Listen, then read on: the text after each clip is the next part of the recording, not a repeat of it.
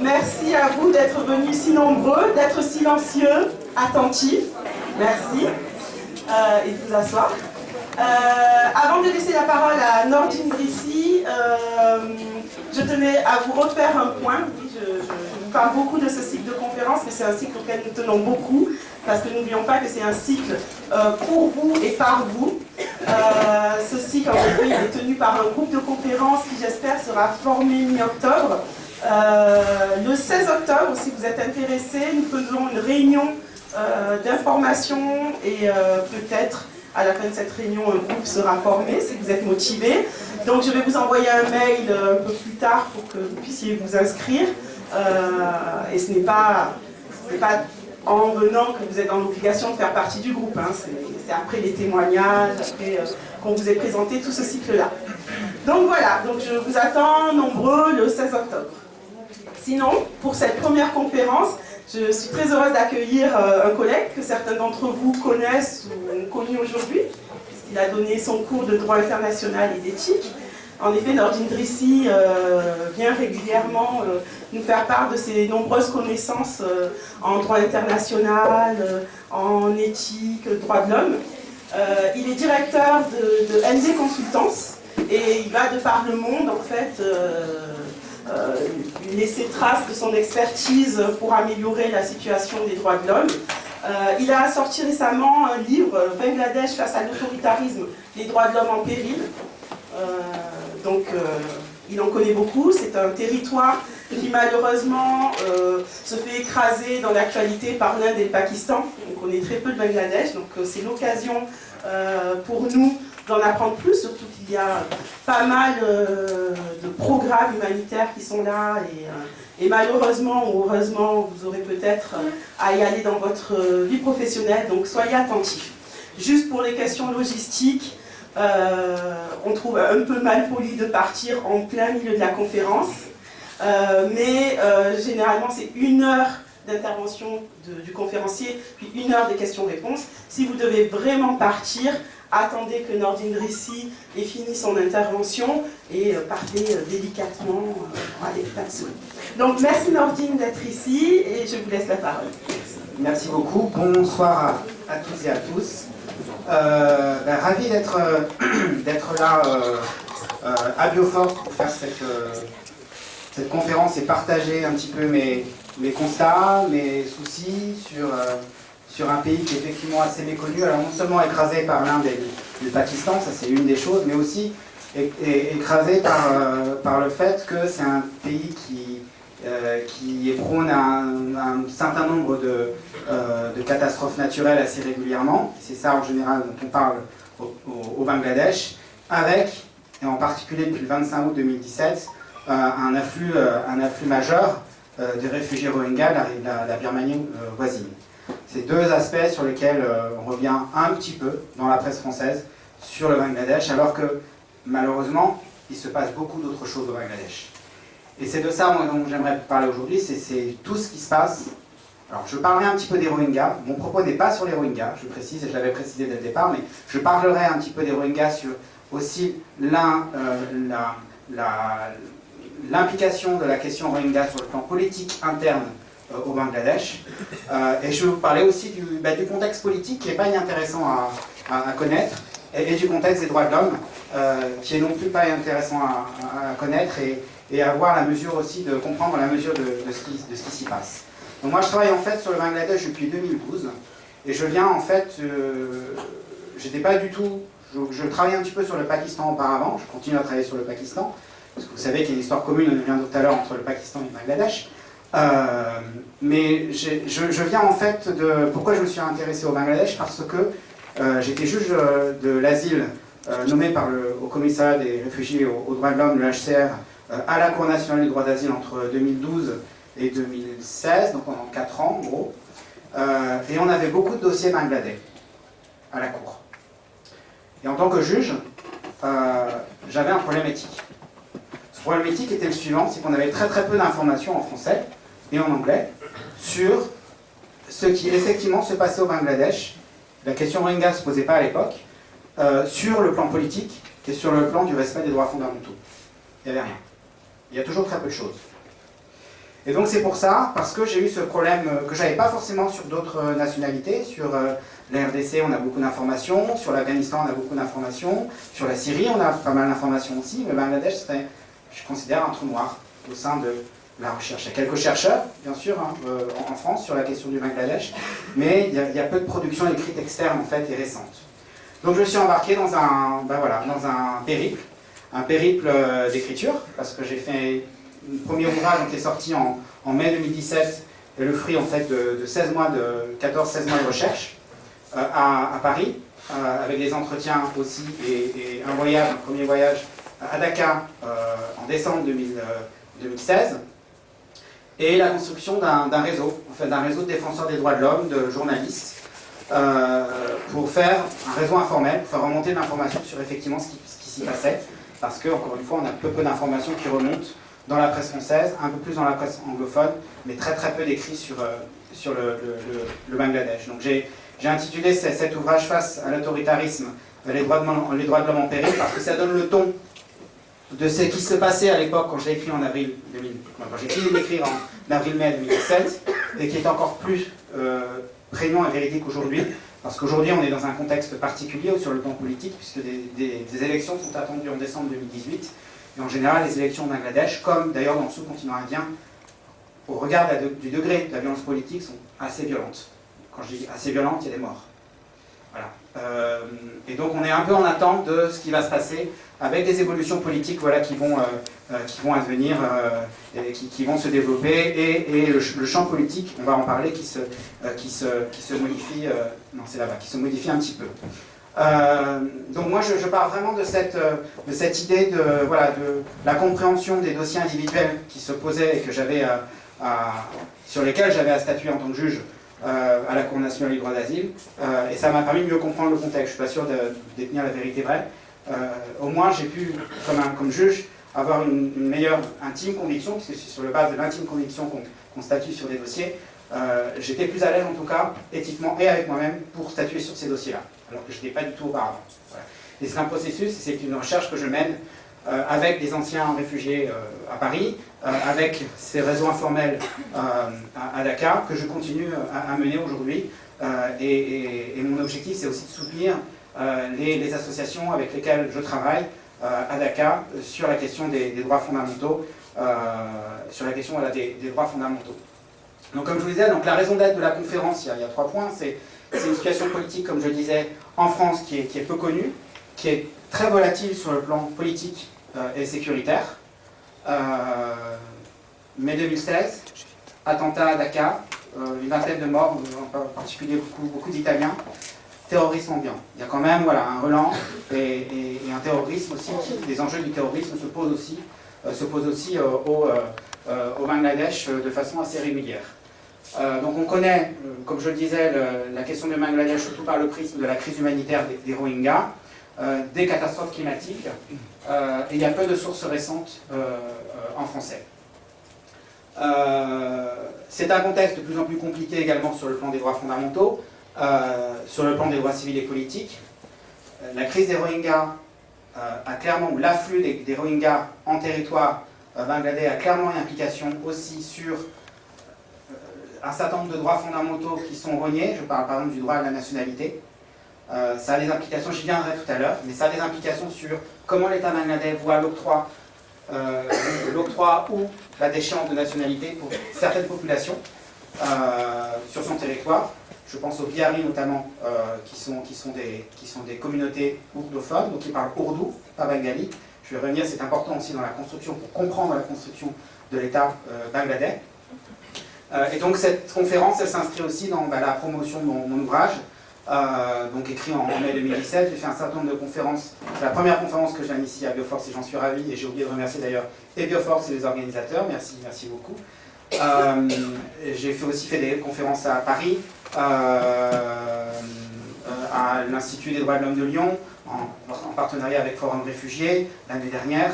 Et voilà, il y a des cycles de conférences qui sont aussi prévus, surtout que je suis en train de finaliser mon deuxième ouvrage justement sur cette question, en lien avec les élections présidentielles, les élections parlementaires de décembre 2018 à venir.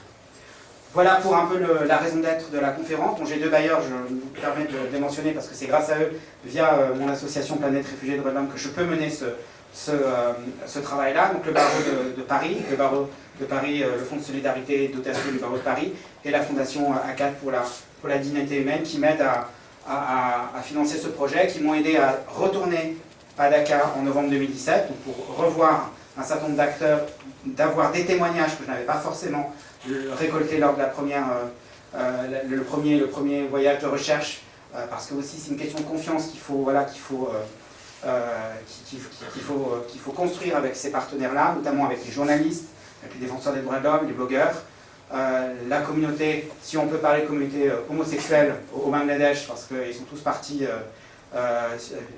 suite à l'assassinat d'un des représentants de la communauté homosexuelle en 2016 à Dakar. Donc tout ça, voilà, c'est un travail de fond, long, qui demande du temps, et la question, on en parlait tout à l'heure des rencontres, la question de la confiance des acteurs, la construction de la confiance, elle est extrêmement importante. Donc la méthodologie de travail, donc je vous ai dit un travail de recherche pendant 14 mois, depuis 2012, via tout d'abord un peu la compréhension des dossiers, ce qu'on nous disait dans les dossiers d'asile. Il y a beaucoup de choses dans les dossiers d'asile qui ressortent. Un terrain d'enquête en décembre 2016 et en novembre 2017 à Dakar, et plus de 40 entretiens à Paris, à Bruxelles, à Dakar et à Genève. Et à Genève, un élément intéressant, c'est que j'étais à Genève avec les partenaires bangladais avec lesquels je travaille en mai dernier, puisque le Bangladesh passait devant un des examens, on n'a pas parlé encore tout à l'heure d'ailleurs, un des examens en termes de droits de l'homme, qui est l'examen périodique universel, qui a lieu tous les 4 ans et qui permet, enfin en fait c'est un mécanisme qui est en place depuis véritablement 2006 et qui permet aux États de présenter la situation des droits de l'homme dans leur pays, de défendre leur politique. Et c'était assez éclairant sur l'utilisation et l'instrumentalisation, de mon point de vue, des droits de l'homme dans une enceinte internationale par le Bangladesh. Alors, on y reviendra très certainement aussi tout à l'heure. Et donc ce travail en continu en plateforme informelle, comme je vous le disais, avec des journalistes, des avocats, des défenseurs des droits de l'homme, etc. Juste un élément avant-hier, je suis en contact avec un journaliste qui travaille dans un des journaux, des quotidiens qui s'appelle le Daily Star. J'étais assez inquiet parce que je n'avais pas de nouvelles de lui pendant 3 mois, alors qu'on a tous les mois et demi, on a des contacts via Facebook. Et il a réapparu, j'étais très heureux, il a réapparu il y a 2 jours en me disant qu'il ne pouvait plus communiquer sur Facebook parce qu'il avait très peur pour sa vie et qu'il fallait utiliser Signal ou d'autres plateformes sécurisées pour pouvoir communiquer. Ça vous dit le poids et l'état, la situation, les taux qui se resserrent autour des journalistes et autour des blogueurs en général. Voilà, je trouve que c'est assez illustratif. Alors, je vais vous parler, donc il y a 3 questions importantes que j'aimerais aborder avec vous dans l'heure, et après je laisserai bien sûr la place aux questions. Je ne vais pas revenir sur toute l'histoire du Bangladesh, ce serait un peu fastidieux et c'est la fin de la journée, donc tout le monde est un peu fatigué, mais je pense que je vais revenir sur un élément clé, une période vraiment très très importante en politique, ce sont les élections de 2014, parce qu'elles marquent un tournant qui se confirme aujourd'hui on est dans un autoritarisme politique, mais est-ce qu'on n'est pas, on est plutôt proche d'un régime dictatorial en fait, et je vais vous expliquer pourquoi je dis ça. Et on a affaire à un pseudo-bipartisme entre 2 partis qui se font face depuis la naissance du Bangladesh en 1971, et je vais les nommer tout à l'heure, alors qu'au plan international, on a une diplomatie étrangère extrêmement active, très fine, de la part de la Première ministre, qui joue beaucoup sur la vague de j'accueille des réfugiés Rohingyas, donc à grande majorité musulmane, parce qu'il n'y a pas que des musulmans au sein des Rohingyas, il y a 4000 hindous aussi, il faut le savoir, parmi les centaines de milliers de Rohingyas qui se trouvent aujourd'hui au Bangladesh. Et elle joue le jeu elle est la championne de la réalisation des objectifs de développement durable. Et elle joue cette carte-là très très fort, en partie au niveau des instances internationales, pour redorer son blason, ça c'est mon avis personnel, redorer son blason et faire en sorte aussi de masquer ce qui se passe à l'intérieur du pays. Et je vais vous dire exactement quel est l'état des lieux, encore une fois en termes de liberté fondamentale, liberté civile et politique au sein de ce pays. Donc un étau qui se resserre à l'approche des prochaines élections, comme je vous disais, au niveau des libertés individuelles et collectives. Je j'ai examiné un certain nombre de droits spécifiques, vous allez voir à quoi je fais référence, et aussi, et on fait le lien avec les Rohingyas, une instrumentalisation très claire de la crise des Rohingyas. Vous allez voir, j'ai quelques magnifiques affiches que j'ai pu récolter à Dakar, qui mettent en scène, en fait, c'est une mise en scène, de la part du gouvernement bangladais sur ce qu'ils peuvent faire et ce qu'ils font pour ces centaines de milliers, presque maintenant plus, presque 1 million, voilà, de réfugiés, autour d'1 million de réfugiés Rohingyas qui se trouvent sur le territoire bangladais. Voilà. Donc il y a une instrumentalisation de la crise, avec en plus, voilà, tout un... C'est là qu'on a le passage entre autoritarisme et dictature, entre un jeu sur les enjeux mémoriels, parce que la première ministre n'est pas n'importe qui, c'est la fille du fondateur de l'État, Sheikh Mujibur Rahman. Et elle joue de ça. Je vais vous expliquer tout ça tout à l'heure. Voilà. Donc c'est un peu, voilà, et on laissera les questions et une conclusion à les questions pour la fin, si vous voulez bien, pour la fin de l'intervention. Alors le Bangladesh, c'est un petit pays, je pense qu'il faut commencer par repartir de données statistiques très claires, enfin voilà, d'essayer de situer ce pays, pas le situer géographiquement, vous savez où il est, mais de le situer par rapport à ce qu'il est, par rapport aux enjeux qui se posent. Parce que, en fait, le Bangladesh, ça cumule un certain nombre, le Bangladesh, c'est un pays laboratoire. Pour moi, c'est un pays laboratoire parce que ça cumule un certain nombre d'enjeux internationaux et de vulnérabilités qui font que ce pays est extrêmement intéressant à étudier, mais en même temps extrêmement inquiétant. Pour moi, c'est aussi une bombe à retardement. Et c'est le message que quand je fais des rendez-vous de plaidoyer, c'est un message que je partage aussi avec les institutions, avec les ministères d'Affaires étrangères. Je veux dire pourquoi je parle de bombe à retardement. Donc le pays il est jeune, il date de 1971, il a été créé en 1971, et il est anciennement, vous savez, appelé Pakistan oriental, parce qu'auparavant il faisait partie du Pakistan. Et l'une des raisons pour lesquelles, les raisons pour lesquelles en fait il y a eu cette partition entre le Bangladesh et le Pakistan, partition qui est extrêmement douloureuse, pas forcément du côté bangladais, mais du côté pakistanais. Je veux dire, c'est quelque chose, bon, j'étais au Pakistan cet été pour complètement autre chose, pour le suivi des élections. Je peux vous dire que c'est une question dont on ne parle pas. C'est une non-question, la question de la séparation avec le Bangladesh. On ne regarde pas sur le passé. C'est pas intéressant. Pourquoi ce pays s'est séparé en 71? Pour plusieurs raisons. Un, parce que la majeure partie du pouvoir à l'époque se trouvait dans l'autre côté du Pakistan, pas au Pakistan oriental, alors qu'une grande partie des personnes qui habitaient le Pakistan étaient dans le Pakistan oriental, qu'ils avaient un certain nombre de ressources, un certain nombre de main-d'œuvre, et qu'ils s'estimaient lésés. Donc ça c'est une chose. Et puis deuxième chose, il faut aussi savoir que la langue officielle du Pakistan à l'époque, avant 71, c'était l'ourdou, et les bengalis, certains sont ourdophones, mais c'était avant tout bengaliphones. Et on leur imposait en fait l'ourdou. Et la question de l'irrédentisme, la question de la séparation du Bangladesh avec le Pakistan est aussi pour des questions de reconnaissance culturelle de la langue, de la littérature et de la culture bengali. Et c'est ça qu'il y a derrière la séparation du Bangladesh avec le Pakistan. Ça, c'est des guerres fratricides, des centaines de milliers de morts. On n'a pas les chiffres exacts, mais c'est encore une blessure ouverte dont on parle peu aujourd'hui encore au Bangladesh. Il n'y a pas de justice, vous savez, les processus de justice transitionnelle, de commission vérité et réconciliation, ça on n'a pas, ni au Bangladesh stricto sensu en interne, ni entre, comme je disais tout à l'heure, entre le Pakistan et le Bangladesh, donc c'est encore une plaie ouverte. C'est encore une plaie ouverte, il n'y a pas de conflit à venir entre les deux pays, mais c'est encore une plaie ouverte et quelque chose dont il est difficile de parler des deux côtés. Donc pays jeune, je disais, une république parlementaire. Alors on va voir, république parlementaire c'est un grand mot, parce qu'on va voir un peu comment le Parlement fonctionne et comment se fait le jeu politique au Bangladesh. Une superficie de un peu moins de 150 km², donc c'est à peu près un quart de la France. Et une population qui a un peu augmenté, on est à peu près à 166 millions. Donc c'est là que commencent ces problèmes. Vous avez une population de 166 millions d'habitants, c'est-à-dire l'équivalent de la Fédération de Russie, sur un quart de la population de la France. Imaginez ce que ça veut dire en termes de densité. Ce n'est pas la densité la plus forte au monde, la densité la plus forte au monde, je crois, sauf erreur, c'est plutôt Gaza, mais c'est une densité extrêmement importante, surtout que on a derrière, et c'est pour ça que je parle de pays laboratoire, on a des enjeux climatiques extrêmement important au Bangladesh, puisqu'il y a des estimations qui montrent que d'ici 2050, le Bangladesh va perdre 25% de son territoire.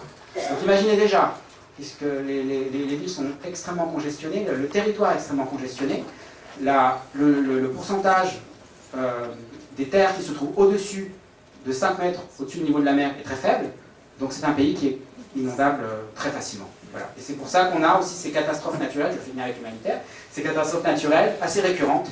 C'est aussi parce que le pays se prête malheureusement à des catastrophes naturelles, parce que le pays est plutôt plat, il y a une déforestation assez massive, y compris du côté, et c'est encore plus problématique du côté de la région, je vais revenir en arrière, la région ici de Chittagong,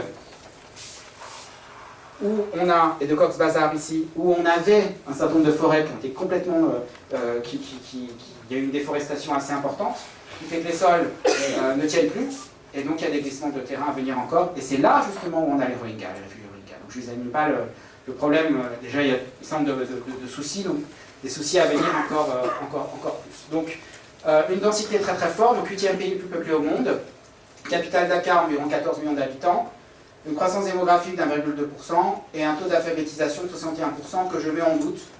Ça, je ne suis pas sûr que dans les campagnes bangladaises, il y ait beaucoup de personnes qui savent lire et écrire le bengali, parce qu'on a aussi d'autres langues vernaculaires qui ne sont pas forcément le bengali. La religion d'État, c'est les religions d'État, c'est l'islam sunnite, avec un rite qui est le rite hanafiste. On a un certain nombre d'hindous, d'animistes, de chrétiens, de bouddhistes et d'Ahmadis. L'islam, comme je le disais, est religion d'État. Les Ahmadis, on en parlait tout à l'heure avec le groupe, c'est une secte considérée comme, c'est une communauté musulmane qui se dit en tout cas musulmane, qui est discriminée, moins au Bangladesh, mais surtout au Pakistan. Au Bangladesh, ils sont à peu près 100 000. Et ils ne croient pas en la finalité du prophète Mahomet. Donc ils ont un autre prophète, qui est un prophète du 19e siècle, qui vient d'Inde en fait, qui est à l'époque en Inde, et ça leur occasionne un certain nombre de discriminations qui sont moins fortes au niveau de l'emploi, au niveau de l'éducation, au niveau de leurs droits civils et politiques. Mais encore une fois, moins au Bangladesh, c'est moins un souci qu'au Pakistan où il y a une réelle discrimination, il y a un réel souci. L'indice de développement humain, vous voyez, il est assez faible, 142e sur 187 pays. L'économie, elle est surtout basée sur les services et un peu l'industrie, avec, et on sait très très bien, vous avez tous l'épisode du Rana Plaza en tête, avec une industrie notamment du textile qui est très très importante pour le Bangladesh, une économie et une corruption endémique aussi très très importante, avec ce qu'on appelle aussi les retours d'argent des travailleurs expatriés, notamment soit en Inde, soit dans les pays du Golfe, qui est une manne extrêmement importante pour l'État bangladais et pour l'économie bangladaise. Donc dès qu'il y a des retours de centaines, de dizaines de milliers d'expatriés qui se trouvent par exemple en Arabie Saoudite, dans les pays du Golfe, comme ça s'est passé, il y a eu une évacuation assez massive à un moment de plusieurs dizaines de milliers de travailleurs migrants bangladais vers leur pays d'origine, le Bangladesh. Ça a des implications assez importantes sur l'économie du pays. Au niveau socioculturel, donc je disais, la langue officielle c'est le bengali. L'ourdou est également parlé par une communauté en particulier, qui est la communauté des Bihari, qui est très mal vue au Bangladesh. Pourquoi? Parce qu'ils sont anglophones et parce qu'ils n'étaient pas forcément pro-partition. Voilà, ils étaient plutôt pour que le Bangladesh reste dans le giron du Pakistan. Alors on a d'autres langues, le sileti, l'hindi, et on a aussi le Bangladesh, il faut savoir, avec une palette d'ethnies assez différentes, avec des langues différentes, avec des coutumes différentes. Donc on a les Santals, les Barois, les Chakmas, les Bihari, on l'a déjà demandé, et les Rohingyas, donc sur la partie, comme je vous le montrais sur la carte, la partie ouest, surtout la partie ouest du pays. Donc cette carte, elle est extrêmement importante, elle vous montre déjà qu'il y a des enjeux, vous disiez pays laboratoires, des enjeux sur le plan de la densité, des enjeux sur le plan sur le plan aussi humanitaire en lien avec les enjeux climatiques. On va revenir sur la diplomatie étrangère parce que la première ministre Sheikh Hasina joue beaucoup sur cette question-là. Et puis des enjeux aussi de terrorisme. C'est aussi, il y a ce lien historique avec le Pakistan, il y a aussi ce lien sur les groupes terroristes qui, même si au départ le gouvernement bangladais niait toute implication de la nébuleuse Al-Qaïda au sous-continent asiatique. Le fait est que les liens sont, voilà, en tout cas les informations qu'on a, sont que les liens sont quand même semblent assez proches. Voilà. Donc on a différents enjeux, vous voyez, qui se posent dans un pays où, ben voilà, il y a eu aussi une économie qui est assez, voilà, qui fonctionne quand même de façon, en tout cas le secteur informel est assez important, avec des enjeux donc, de développement qui sont au cœur d'éducation, de développement, d'accès à la santé, qui sont, et là je rejoins les questions humanitaires, qui sont très très prégnantes et qui sont très compliquées à mettre en œuvre. On parlera peut-être à la fin, ça n'est pas l'objet de la présentation, mais aussi il y a des choses à dire sur la question de l'accès humanitaire et comment l'accès humanitaire est possible au Bangladesh. Voilà. Donc panorama politique, première partie, panorama politique depuis les élections de 2014, en lien avec une diplomatie étrangère active en miroir, une diplomatie étrangère active qui est faite là aussi pour, en partie, selon mon analyse, couvrir les exactions ou les manquements à l'état de droit qui se passent à l'intérieur du pays. Alors, sur le plan, depuis 1971, on a eu une certaine alternance, plusieurs vagues politiques, en fait, plusieurs moments politiques qu'il faut distinguer, en sachant que l'histoire du Bangladesh récente, tout comme d'ailleurs l'histoire du Pakistan, ça ils se rejoignent, a été faite aussi de coups d'État. Il y a eu 5 coups d'État entre la naissance du pays et le début des années 90. Donc on a commencé par une démocratie parlementaire entre 71 et 75. 75, on a eu l'assassinat de Cheikh Mujibur Rahman, qui est le grand... si vous allez à Dakar, vous promenez, vous avez des photos de lui partout, et de sa fille d'ailleurs partout. Ça vous montre aussi le degré d'autoritarisme au Bangladesh. Imaginez-vous les Champs-Élysées à Paris avec, je sais pas moi, non, la photo de Macron et derrière Charles de Gaulle. Enfin, ouais, de Gaulle. Donc c'est un peu ça ce qui se passe dans les rues de Dakar. C'est que vous avez un poster avec Sheikh Hasina, un poster sur de la pub ou autre chose, ou voilà, un poster de Sheikh Hasina, etc., etc., etc. C'est ça partout. Voilà. Avec en plus des photos en lien avec le fondateur de l'État, donc Cheikh Mujibur Rahman, son père. Son père donc, a été assassiné en 1975. De là, il y a eu une période d'autocratie militaire entre 1975 et 81 et entre 82 et 90, avec également un assassinat en 81, l'assassinat de Ziaur Rahman. Et puis en 90, avec un soulèvement populaire qui a amené un nouveau chef au pouvoir qui est le général Ershad. Ensuite, on a eu la réinstauration, depuis les années 90, la réinstauration d'une démocratie parlementaire, avec 2 personnes qui vont s'affronter, et je vais y venir. Khaleda Zia, qui est la chef, qui est elle, l'épouse de Ziaur Rahman, qui est mort en 81, comme je vous le disais. Donc Khaleda Zia d'un côté, qui est la chef du Parti nationaliste Bangladesh, le BNP en anglais, le Parti nationaliste Bangladesh.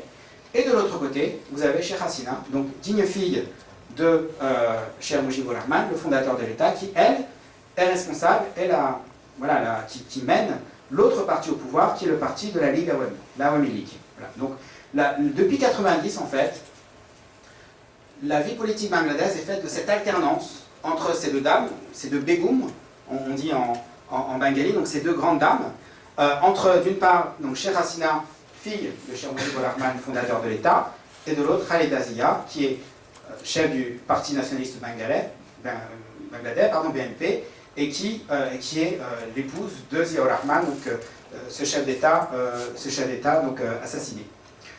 Donc vous avez les périodes donc ici durant lesquelles elles ont eu le pouvoir, et depuis 2009, vous avez en fait Sheikh Hasina qui est au pouvoir, et ce pouvoir a été consacré en 2014 par des élections. Je ne veux pas ici commenter la question si les élections étaient libres, indépendantes et impartiales, et si elles suivaient les standards internationaux, mais ce que je peux vous dire en tout cas, c'est que le BNP, donc le parti d'opposition, parce qu'il considérait que ces élections n'étaient pas neutres, n'a pas participé à ces élections, elle a boycotté les élections. Donc en fait, c'était le boulevard pour que le parti, donc la Ligue Awami, puisse poursuivre ce qu'il y a en œuvre aujourd'hui, qui est une véritable captation politique et captation du pouvoir. Voilà. c'est comment dire, un tableau assez noir, mais qui malheureusement est assez, je pense, selon mon analyse, proche de la réalité de ce qui se passe et qu'on ne retrouve pas forcément, même pas du tout dans les journaux. Aujourd'hui, donc, quels sont les grands enjeux de la scène internationale, nationale politique bangladaise? On a donc la monopolisation du champ politique par ces deux partis, l'Awami League, la Ligue Awami, et de l'autre côté, donc, le Parti national bangladais. Mais on a, depuis décembre, une chose intéressante. On a l'apparition d'une troisième force, qui est le Front Uni, le Jutho Front.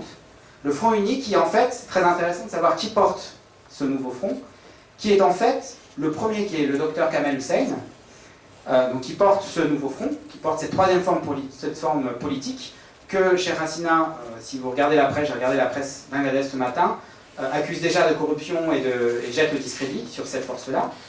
Et ce qui est intéressant de voir, c'est que le docteur Kamal Hussein est un ancien de la Ligue Awami et que c'est le premier ministre des Affaires étrangères du pays. Donc il y a un lien très fort, encore une fois, en tout cas avant, il y avait un lien très fort entre la Ligue Awami et cette troisième force politique. Ça, c'est une chose. J'ai oublié de mentionner une chose, Khaleda Zia, et c'est une constante qu'on a un petit peu, qu'on retrouve dans un certain nombre de pays d'Asie, est aujourd'hui en prison, depuis février 2018, parce qu'elle est accusée d'affaires de corruption. Je ne sais pas si ça vous rappelle quelque chose, pour celles et ceux qui peuvent suivre le contexte pakistanais. Étrangement, c'est un peu la même chose, c'est-à-dire qu'on a aussi M. Sharif, donc ancien Premier ministre, avant les élections, ancien Premier ministre du Pakistan, qui se trouve aussi en détention pour des affaires de corruption suite à la publication des Panama Papers. Voilà. Là, pour Khaleda Zia, c'est pas du tout les Panama Papers, c'est une histoire de malversation financière en lien avec un orphelinat. Enfin, voilà. Donc on n'est pas du tout dans cette configuration des Panama Papers. Mais elle est en prison. Voilà. Donc l'idée, c'est de savoir comment le BNP aujourd'hui, le parti, va pouvoir est-ce qu'il va aller aux élections et qui va représenter le BNP aujourd'hui, puisqu'à priori, elle va rester un petit peu en prison, Khaleda Zia. En tout cas, c'est ce que je pense, c'est ce que veut la Première ministre au pouvoir. Deuxième point important, c'est la criminalisation du politique. C'est-à-dire qu'on a, je vais en parler tout à l'heure, on a un certain nombre de services de sécurité qui existent au Bangladesh et qui sont clairement aux ordres du pouvoir politique. Clairement. Je vais y venir sur la question de la liberté d'expression, sur la question des journalistes et l'étau qui se resserre sur le Kidam aujourd'hui au Bangladesh. Ce n'est pas seulement des gens qui sont politiquement impliqués qui risquent des disparitions forcées. Ça se passe aujourd'hui dans les rues de Dakar et ça se passe au Bangladesh aujourd'hui, ou qui subissent des arrestations arbitraires. C'est un peu le quotidien de ces personnes, qu'elles soient politiquement impliquées ou pas. Donc on a les services, on a l'utilisation des mastan, c'est-à-dire les mastan, c'est un terme en bengali qui signifie l'utilisation d'hommes de main, des hommes à tout faire, un peu des nébuleuses pas très nettes, mais qui sont utilisées par le pouvoir en place et par d'ailleurs tout potentat, ceux qui ont un peu de pouvoir, pour faire pression, capter par exemple des terres, là, il y a une captation foncière très importante, capter des ressources, des richesses, etc., etc. Donc des hommes de main. Et on a une politisation très forte de l'administration. On a également un troisième élément très important, le résurgence de l'islam politique radical et l'instrumentalisation du terrorisme. Instrumentalisation du terrorisme, ce que j'entends par là, c'est que je vous ai parlé d'un attentat qui a eu lieu en mai-juin 2016 dans un restaurant, dans un des quartiers chics du Gulshan de Dakar. Réponse immédiate de la part du pouvoir bangladais, 11 000 arrestations, ça a fait 2 lignes dans le monde. 11 000 arrestations, campagne, et derrière, ce n'était pas seulement des gens qui étaient soupçonnés de terrorisme, il y avait aussi beaucoup de sympathisants du pouvoir, du parti BNP, du parti nationaliste bangladais, donc l'opposant de la Ligue Awami. Donc ça a été utilisé à dessein pour casser la base du BNP. Je signale juste que politiquement, je ne suis ni pro Ligue Awami, ni pro BNP. D'accord ? J'essaie de faire la part des choses et d'avoir une vision vraiment par rapport à ce qui se passe et par rapport à l'accès aux droits et aux droits qui sont effectifs ou pas. Résurgence de l'islam politique radical, ben ça c'est clair. Et ça c'est très intéressant quand on s'intéresse au Bangladesh parce que je vous ai dit qu'une des raisons aussi qui ont présidé à la séparation entre le Bangladesh et le Pakistan, c'est que le Bangladesh a une vision, ça paraît peut-être difficile à comprendre d'ici, depuis la France, mais à une vision laïque de l'État. Le Bangladesh s'est construit sur une base laïque. Laïque dans le sens, bien sûr, la population est musulmane, mais avec un champ ouvert et un respect des autres communautés religieuses qui peuvent aussi être citoyens de plein droit au Bangladesh. Ça, c'est la base. C'est la base aussi de la Ligue Awami, un des principes qui était mis en valeur par le fondateur de l'État, Cheikh Mujibur Rahman. Aujourd'hui, on n'est plus du tout là-dedans. Aujourd'hui, on a un pragmatisme, un opportunisme politique qui fait que certains groupes d'opposition radicaux ou certaines mouvances, je pense en particulier à une mouvance qui s'appelle le Hifazat ou Islam, la défense de l'islam, c'est ce que ça veut dire littéralement, Hifazat ou l'islam, qui semble avoir les faveurs de la Première ministre pour des enjeux électoraux, puisque les élections vont arriver. Et pour faire en sorte aussi qu'il n'y ait pas trop de soucis sur la mise en place de la politique de la Première ministre. Donc il y a une résurgence de l'islam politique radical, ou politique radicale, ça veut dire qui jouent le jeu des élections ou qui font partie de coalitions. On a un parti notamment, le Jamaat islamique, qui est aussi présent au Pakistan, qui est interdit au Bangladesh. La Cour constitutionnelle du Bangladesh a interdit ce parti en 2013, et qui aujourd'hui fait partie de coalitions politiques, même s'il ne se présente pas en tant que parti en tant que tel. Et c'est une force importante, enfin, c'est non négligeable en tout cas, dans une configuration où on a où on avait jusque-là, en tout cas, deux forces politiques qui servaient aussi de force tampon, et qui étaient alliées en plus plutôt au BNP, donc au Parti nationaliste bangladais. Donc on a résurgence de l'islam politique radical, instrumentalisation donc, du terrorisme, la place de la laïcité du sécularisme dans l'ordre politique bangladais. Je vous donne un ou deux exemples là-dessus, comment le pouvoir en place joue sur cette question. Deux exemples. La première, il y a un épisode assez fameux, l'épisode de Lady Justice. C'est en fait l'histoire, c'était au fin de l'année, début de l'année dernière, non, début de cette année, pardon, fin de l'année dernière, début de cette année. Il a été décidé à un moment de... vous avez en fait à Dakar, vous avez un compound où vous avez la Cour suprême, vous avez un certain nombre de cours, donc il y a un peu l'air de tout ce qui est judiciaire, qui se trouve dans un seul endroit. Et sur une des places, en fait, il y a eu l'idée, à un moment, de mettre une statue de la justice, donc avec les deux plateaux, etc. Voilà. Tollé de la part... Bon, elle était couverte, je signale. Elle était couverte, elle n'était pas toute nue. Tollé de la part de ce mouvement dont je vous parlais, Hifazatul Islam. Il y a eu des pourparlers avec la Première ministre. Un certain nombre de demandes, des doléances concernant notamment, mais pas seulement, le retrait de cette statue, et la statue a été retirée. Elle se trouve, je crois, dans un autre endroit, même dans une vitrine, elle n'est plus aujourd'hui. Donc elle n'est plus du tout, là où elle était au départ. Le prétexte, l'argument était de dire que cette statue se trouvait sur une des esplanades où les musulmans croyants pouvaient effectivement faire la prière ensemble du vendredi. C'était l'argument utilisé pour le retrait de cette statue. Assez révélateur entre comment on négocie sur cette question-là et le résultat. Autre question aussi, il y a eu, et ça c'est un pas important en direction des mouvances plus islamistes comme le Hifazatul Islam, c'est qu'il y a une reconnaissance.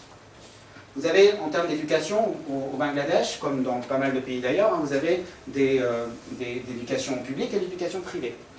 Sur l'éducation privée, il y en a ce qu'on appelle au Bangladesh les madrasas, ça vous connaissez Qaomi, donc les madrasas privées, les écoles privées, où en fait ce sont des enseignements plutôt en lien avec la religion qui sont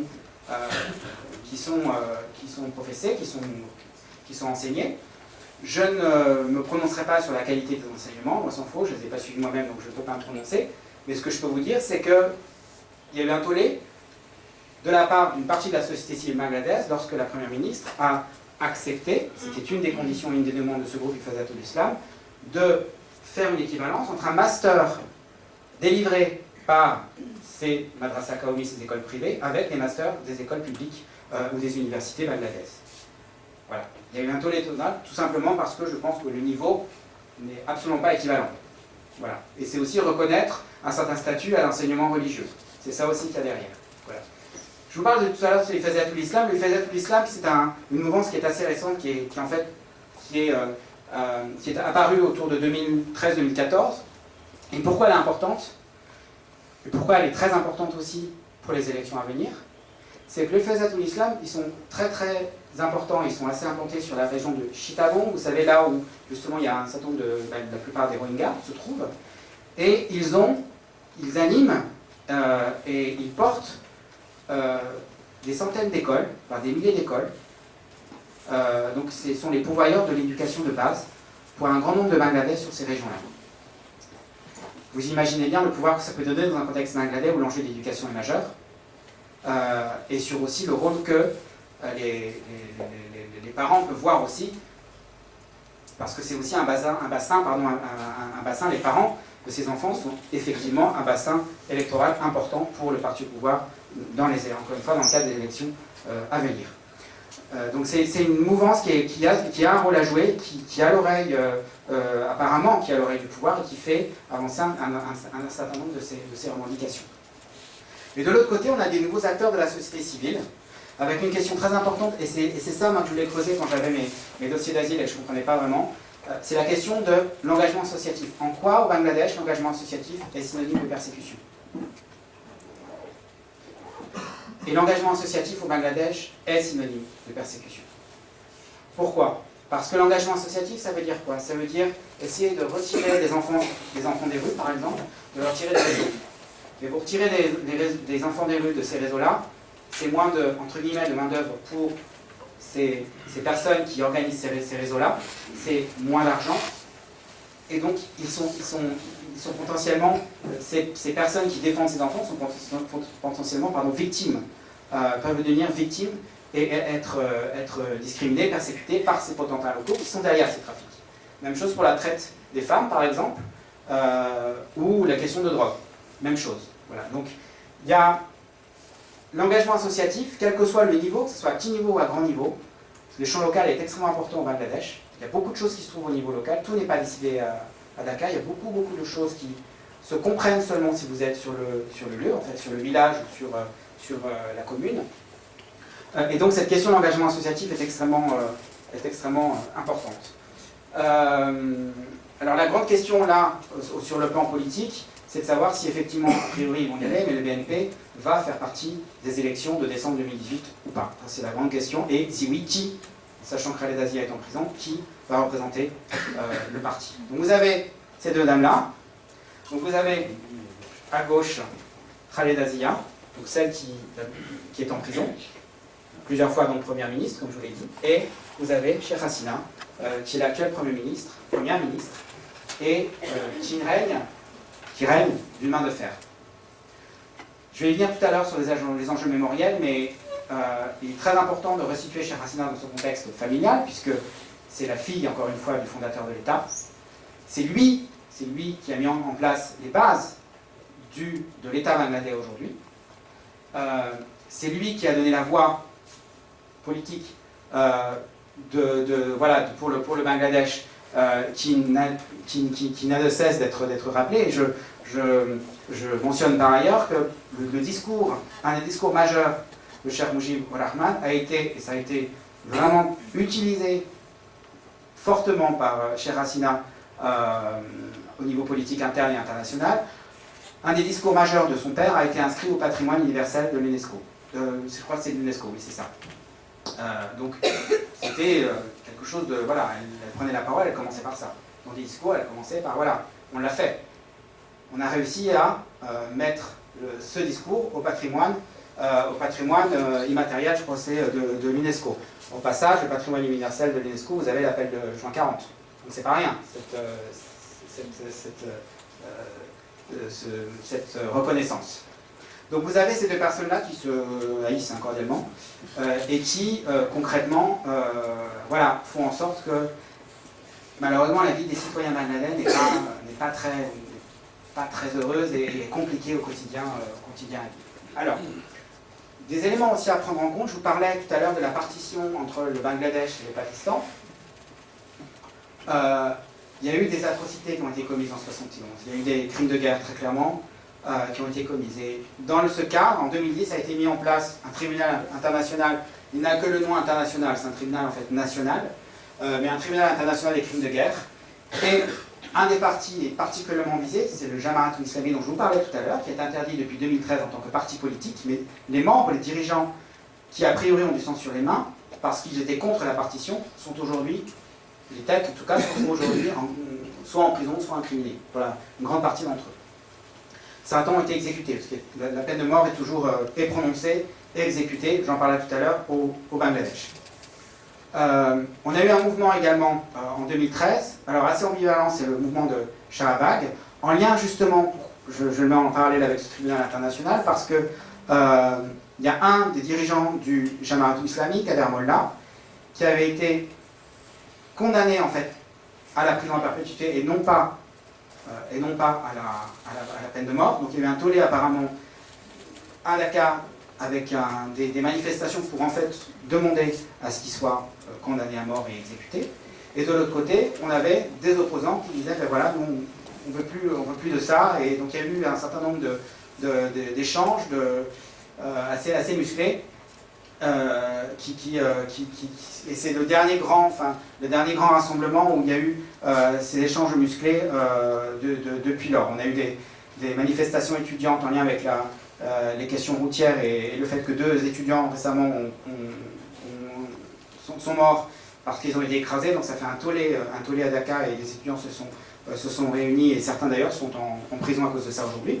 Mais le mouvement de Shahbag, voilà, c'est vraiment une manifestation du politique assez important de la part des fervents du Jamaat islami et de leurs opposants. Donc je vous ai parlé je ne reviens pas du mouvement Hifazat l'Islam, donc qui est important sur le plan politique et aussi sur le plan de certains accès au droit, notamment, comme je vous disais, l'accès à l'éducation. Politique étrangère, je vous parlais tout à l'heure de politique étrangère, c'est très intéressant si on se penche sur la politique étrangère du pouvoir actuel. C'est clairement une instrumentalisation du politique et sert de couvercle, selon moi, de couvercle à ce qui se passe au niveau interne, et on va venir progressivement à ce qui se passe au niveau interne. Dakar, de plus en plus, devient une capitale régionale, voire internationale sur des questions d'enjeux, d'objectifs de développement durable. Elle a accueilli, moi j'y étais en 2016, je me souviens, à l'automne 2016, une conférence internationale sur l'immigration, une conférence internationale. Elle a accueilli l'Assemblée de l'Union parlementaire internationale, donc c'est des forums politiques très importants, très importants. La conférence des parlementaires du Commonwealth, aussi, voilà, l'équivalent de l'OIF sur le langue anglophone, le Commonwealth, donc à Dakar, et une conférence internationale en novembre 2017 sur la crise des Rohingyas. Donc, de plus en plus, Dakar joue le rôle politiquement de lieu de rencontre de rencontres internationales de haut niveau sur des questions d'enjeux, de migration, les enjeux climatiques ou d'autres questions qui font partie de la réalisation des objectifs du développement durable. Sheikh Hasina a été récompensée également en 2015, puisqu'elle a reçu le prix du champion de la Terre pour la lutte contre le changement climatique. Alors, je dois dire que je suis assez perplexe quand on sait que Sheikh Hasina souhaite, vous savez, pour le million de réfugiés Rohingyas qui se trouvent dans la région de Chittagong Cox's Bazar, il y a ce plan de la part du gouvernement bangladais de déplacer en fait 100 000 de ces réfugiés sur une île, Bhasan Char, qui se trouve au sud, complètement au sud. Alors vraiment là, c'est tout le temps mouillé toute l'année. Au sud du Bangladesh, dans la région de Noakhali, qui est un îlot de boue. C'est un îlot de boue. Il n'y a que de la boue. Et on veut placer 100 000 personnes sur cette... Alors il y a eu un tollé bien sûr des organisations internationales, il y a eu un tollé des organisations humanitaires et des droits de l'homme, mais il y a toujours ce plan qui est en suspension pour l'instant, mais qui pourrait se réaliser. Donc à mettre en perspective peut-être avec ce prix-là. Mais bon. Une diplomatie régionale très offensive, avec une relation privilégiée sécuritaire avec l'Inde et la Chine, très important, l'Inde et la Chine pour le Bangladesh. c'est sûr, ils ne vont pas s'allier avec le Pakistan vu l'état des relations diplomatiques et le passif qu'ils ont entre ces deux pays. Et l'Inde a politiquement un rôle très important, même s'il y a encore des enjeux de contentieux territoriaux entre l'Inde et le Bangladesh, puisqu'il y a des enclaves en fait, qui se trouvent de chaque côté du pays, où on a des enclaves indiennes au Bangladesh et vice-versa, donc c'est un peu compliqué à gérer, mais c'est sur le plan apparemment de la résolution. Et une diplomatie aussi très intéressante, parce que la Première ministre cherche à développer les partenariats avec l'Amérique latine et avec certains pays d'Europe centrale orientale, voire d'État baltes. Donc en fait, l'idée c'est quoi? C'est de contourner l'Union européenne et contourner l'Union européenne et contourner les grandes puissances. C'est extrêmement compliqué pour, par exemple, l'Union européenne de mettre en place des projets de coopération au Bangladesh. Extrêmement compliqué. La négociation est c'est surcompliqué, voilà. Mais c'est pire que compliqué. Alors qu'encore une fois, il y a des enjeux, il y aurait tellement de choses à faire, et il y a des enjeux de développement, des enjeux de protection des droits fondamentaux qui pourraient être financés, dont les ONG pourraient bénéficier, mais ça n'est pas le cas. Une donnée très très importante, une carte très importante que joue très clairement la Première ministre, c'est la part des contingents bangladais, militaires et personnels civils, dans les opérations de maintien de la paix. En octobre, je n'ai pas revu les chiffres récemment, mais en octobre 2017, Bangladesh était le second pourvoyeur de contingents civils et militaires dans les OMP. Plus de 7200 militaires et civils. Voilà, c'est vraiment extrêmement important. Et c'est aussi politiquement important pour elle, parce que c'est aussi éloigné une partie. L'armée n'est pas un facteur a priori de trouble au Bangladesh, mais de pouvoir donner des dividendes, parce que ces militaires-là, voilà, c'est des pays des Nations Unies, c'est pas la paix bangladesh. Vous voyez bien ce que je veux dire. Bon. Donc ils reviennent avec un certain pécule, qu'ils peuvent investir etc., dans leur pays, ils peuvent développer l'industrie, acheter des maisons, se faire construire des maisons, enfin c'est une manne financière très importante pour l'armée. Donc c'est aussi dociliser, je ne sais pas si c'est français, mais en tout cas rendre plus docile l'armée et éteindre toute velléité de vouloir avoir d'autres idées, prendre par exemple le pouvoir. Voilà. Donc c'est aussi une façon de gérer sa relation avec les militaires. Il faut que j'avance un petit peu parce que je vais être très en retard. Alors, du coup, donc ça c'est vous voyez, le cadrage politique. Maintenant, ce qui est important de noter, c'est qu'est-ce qui se passe au niveau du quotidien des Bangladais, qu'est-ce qui se passe au niveau des journalistes, des professeurs d'université, qu'est-ce qui se passe dans le quotidien. Alors, je vous ai juste mis et je l'ai juste traduit, je n'ai rien à rajouter, la citation d'un directeur d'une association bangladaise, qui est assez révélatrice, et que je pense que je vais mettre dans mon prochain ouvrage, c'est au Bangladesh, il y a une concentration extrême des pouvoirs, et toute voix dissidente est inacceptable au-dessus du pouvoir, car elle représente une menace potentielle. Voilà, c'est ça que les défenseurs des droits de l'homme, ou les personnes qui ont un engagement associatif, peuvent vivre, et vivent en général au quotidien, à Dhaka et ailleurs. Il faut vraiment avoir ça en perspective. Alors, c'est clair, comme dans d'autres pays, on l'a aussi sur des pays d'Afrique subsaharienne, notamment, mais pas seulement, il y a une instrumentalisation de la lutte contre le terrorisme. Je vous ai parlé tout à l'heure de l'attentat qui s'est passé en mai-juin, enfin c'était entre mai et juillet, je ne sais plus, 2016, à la Bakery, où il y a eu une vingtaine de morts, mais clairement ça a été utilisé. On a aussi une batterie de lois qui ont été récemment, moins récemment, mais il y a quelques jours encore, qui a été promulguée dans le but très clair de restreindre la liberté d'expression et de faire en sorte que rien n'est dit contre la Première ministre et rien n'est dit contre l'idéologie du pouvoir. C'est ça qu'il y a derrière. Donc on a par exemple, ce que je vous ai mis là, l'article 57 sur la loi sur l'information et les technologies de la communication qui date de 2006. L'article 57, il a été utilisé des centaines de fois depuis 2006 contre des journalistes, contre des blogueurs, pour les enfermer. Très clairement. Très clairement. Un cas encore avant-hier. On a un professeur de sociologie de Chittagong, donc vous avez vu la ville Chittagong, donc l'ouest, oui, voilà, à l'est du pays, frontière birmane. Modiul Islam, professeur de sociologie à Chittagong. il a dit quelque chose, j'ai pas réussi à trouver exactement ce qu'il a dit contre la Première ministre, liberté provisoire, il est retourné en prison. Parce qu'il a dit quelque chose sur Facebook qui ne plaisait pas, qui n'était apparemment pas en ligne avec l'orthodoxie du pouvoir. Voilà ce qui se passe aujourd'hui. Et on est à l'approche des élections. Donc je peux vous dire que ça va être de plus en plus prégnant, ce contexte va être de plus en plus prégnant à l'approche proche des élections. Le Digital Security Act, donc la loi sur la sécurité numérique, elle vient d'être adoptée. Pareil, quelque chose qui est contre l'idéologie du pouvoir, qui est contre, qui est de nature à discréditer le pouvoir. Les personnes sont passibles de plusieurs années de prison et 10 années de prison peuvent être prononcées. C'est ça aujourd'hui, voilà, le quotidien des journalistes. Donc vous comprenez aussi pourquoi le journaliste avec qui je suis en contact aujourd'hui préfère ne plus parler sur Facebook et utiliser des moyens alternatifs.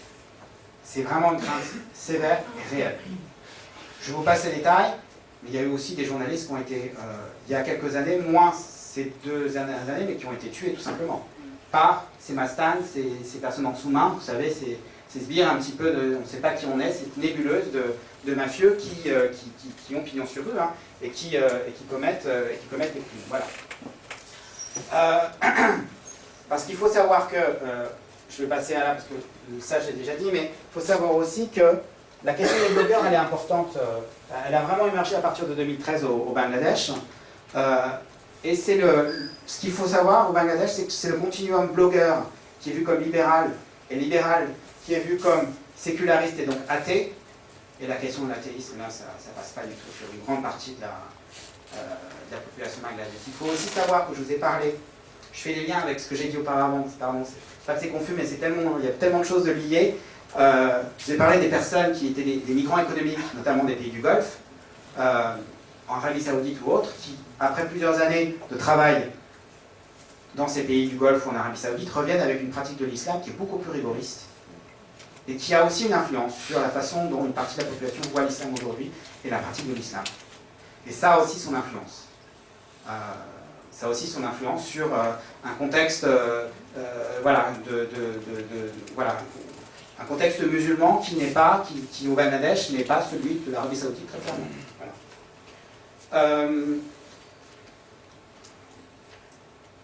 Je vous ai parlé tout à l'heure de la criminalisation du politique.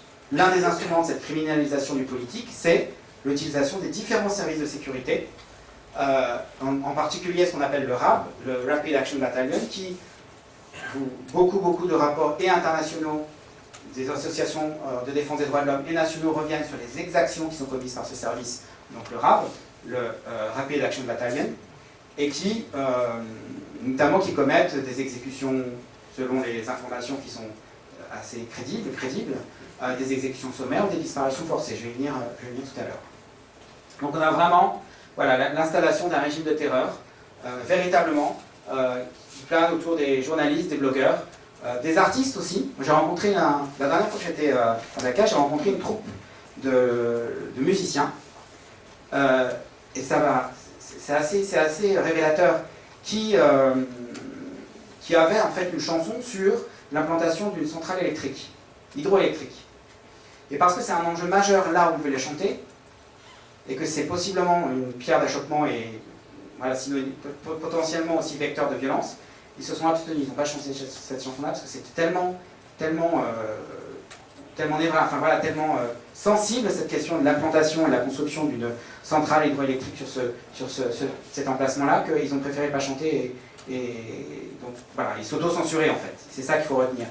Il y a aussi une autocensure qui est non seulement comme ça les journalistes, les blogueurs, mais également de plus en plus les artistes, les avocats très clairement aussi, des personnes qui voilà, qui sont aussi qui sont aussi la cible qui peuvent être en tout cas la cible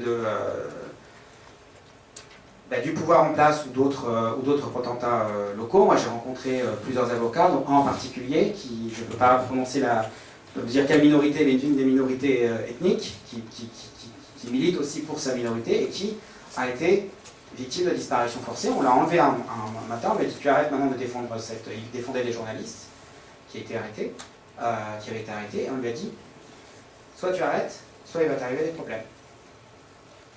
Voilà, donc il est obligé, chaque matin, il a un chauffeur. Je ne sais plus s'il a un garde armé ou pas, mais en tout cas, il a un chauffeur et il est obligé, tous les matins, de changer l'itinéraire. Comme font un peu les humanitaires quand ils sont sur le terrain. C'est un peu la même chose.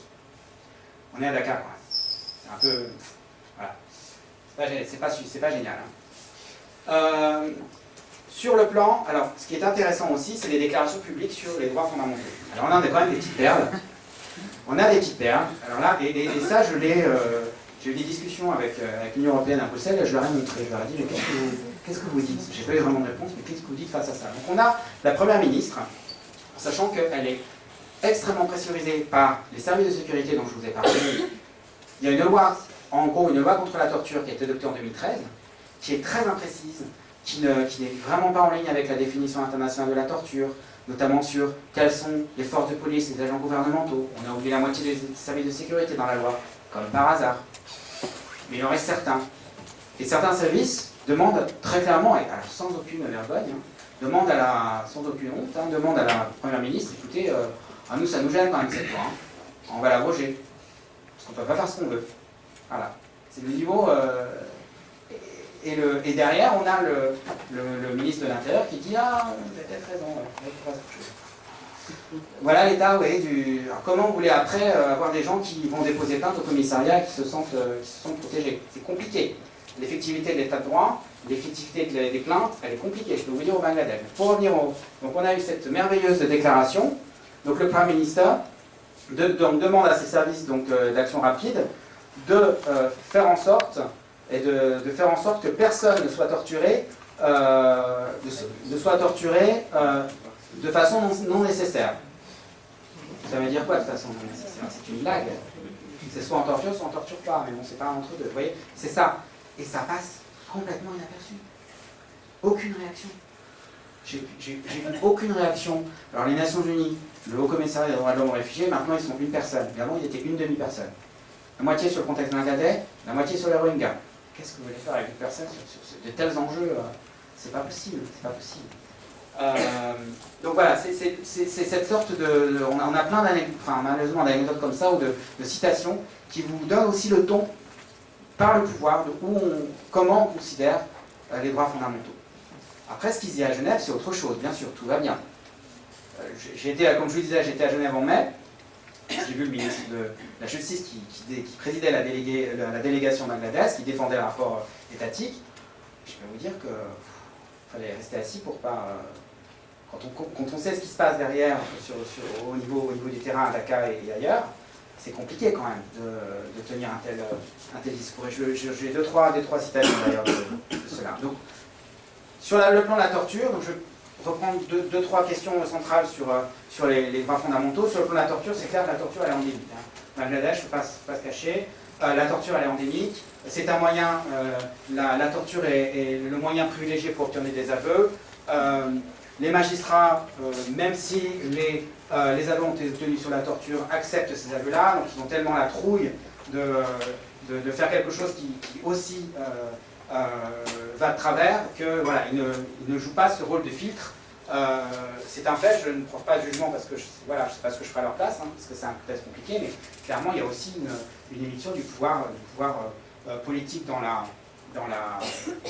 sur la question judiciaire, sur la question de l'administration de la justice, à tel point que il y a eu une divergence de vue entre le chef de la Cour suprême, le président de la Cour suprême il y a quelques mois, qui était un hindou, donc c'est ça assez intéressant, c'était pas un musulman, et il y a eu un bras de fer entre lui et la première ministre, il a dû s'exiler, enfin ça a été camouflé, il a été remercié, il a dû partir pour des raisons de santé, mais du coup il se venge parce qu'il a sorti il y a 2 jours un ouvrage sur qu'est-ce qui s'est passé exactement.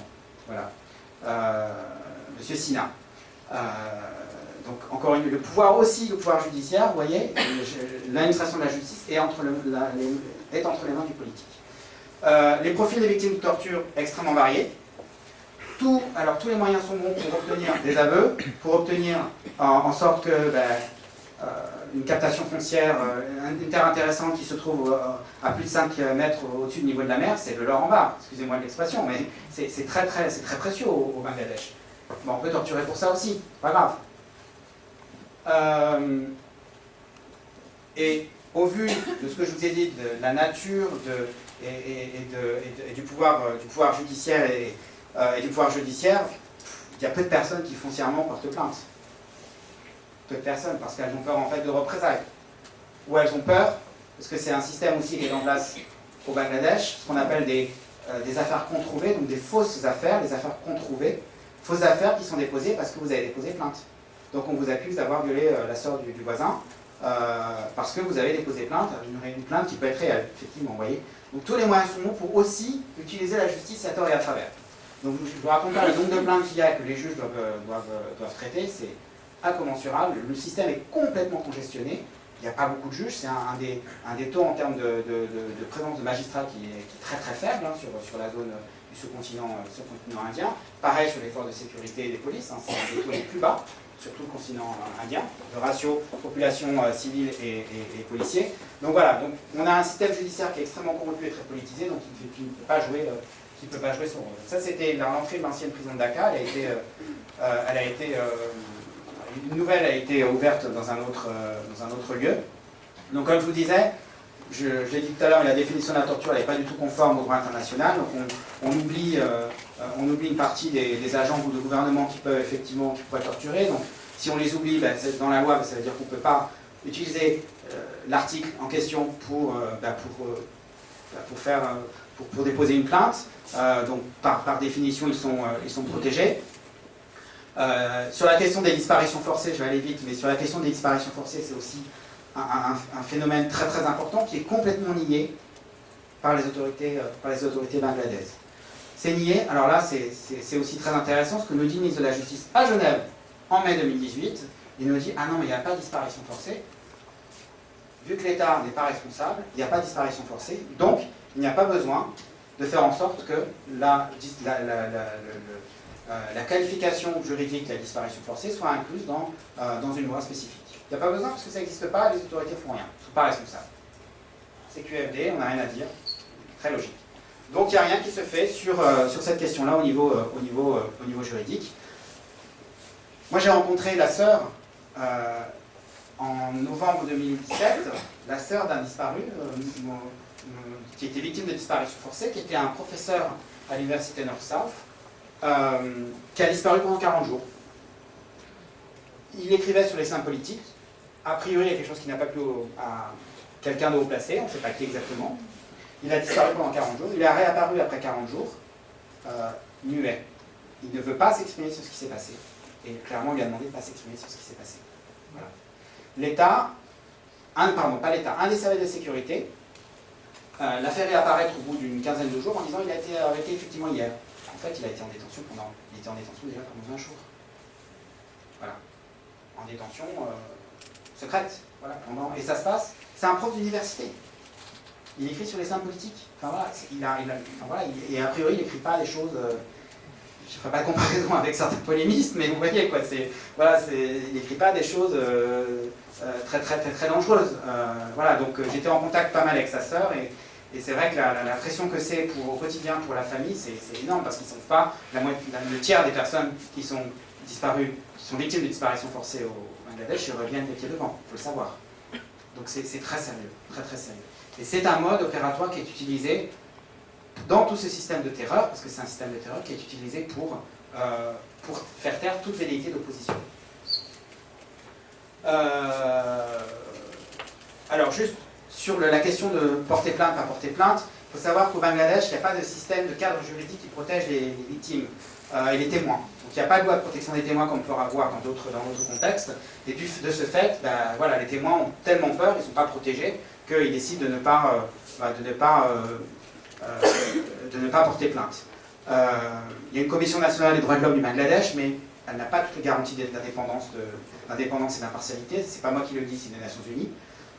Les comités en charge de l'accréditation de ces commissions nationales des droits de l'homme revoient en général assez régulièrement la façon dont fonctionnent ces commissions, et voilà, elle ne rentre pas dans le cadre international. Et si tant est qu'au niveau national, les choses ne marchaient pas, on n'a pas cet échelon comme on peut avoir par exemple en Afrique, avec une commission africaine des droits de l'homme et des peuples, une cour africaine des droits de l'homme et des peuples, ou en Amérique latine.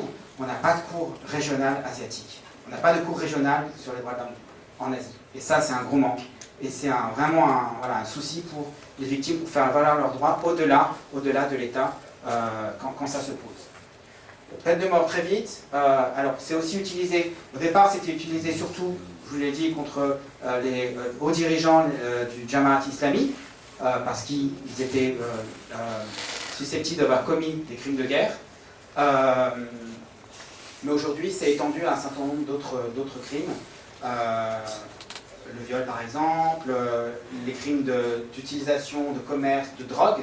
Ça, c'est une donnée très importante en Asie. Le contexte asiatique sur la question de trafic, commercialisation et utilisation de la drogue sont extrêmement répressifs, les contextes asiatiques. On a la même chose au Pakistan, en Indonésie, en Malaisie. Enfin voilà, c'est vraiment une donnée commune à un certain nombre de pays asiatiques. Aujourd'hui, il faut savoir qu'il y en a à peu près 1500 selon les chiffres, les statistiques qu'on a, parce que bien sûr, il n'y a pas de statistiques officielles, donc ça c'est des chiffres d'Amnesty International. On a à peu près 1500 condamnés à mort au Bangladesh, ce qui n'est pas rien, parce que en fait, il y a à peu près 19 000 condamnés à mort, on estime, chiffre officiel.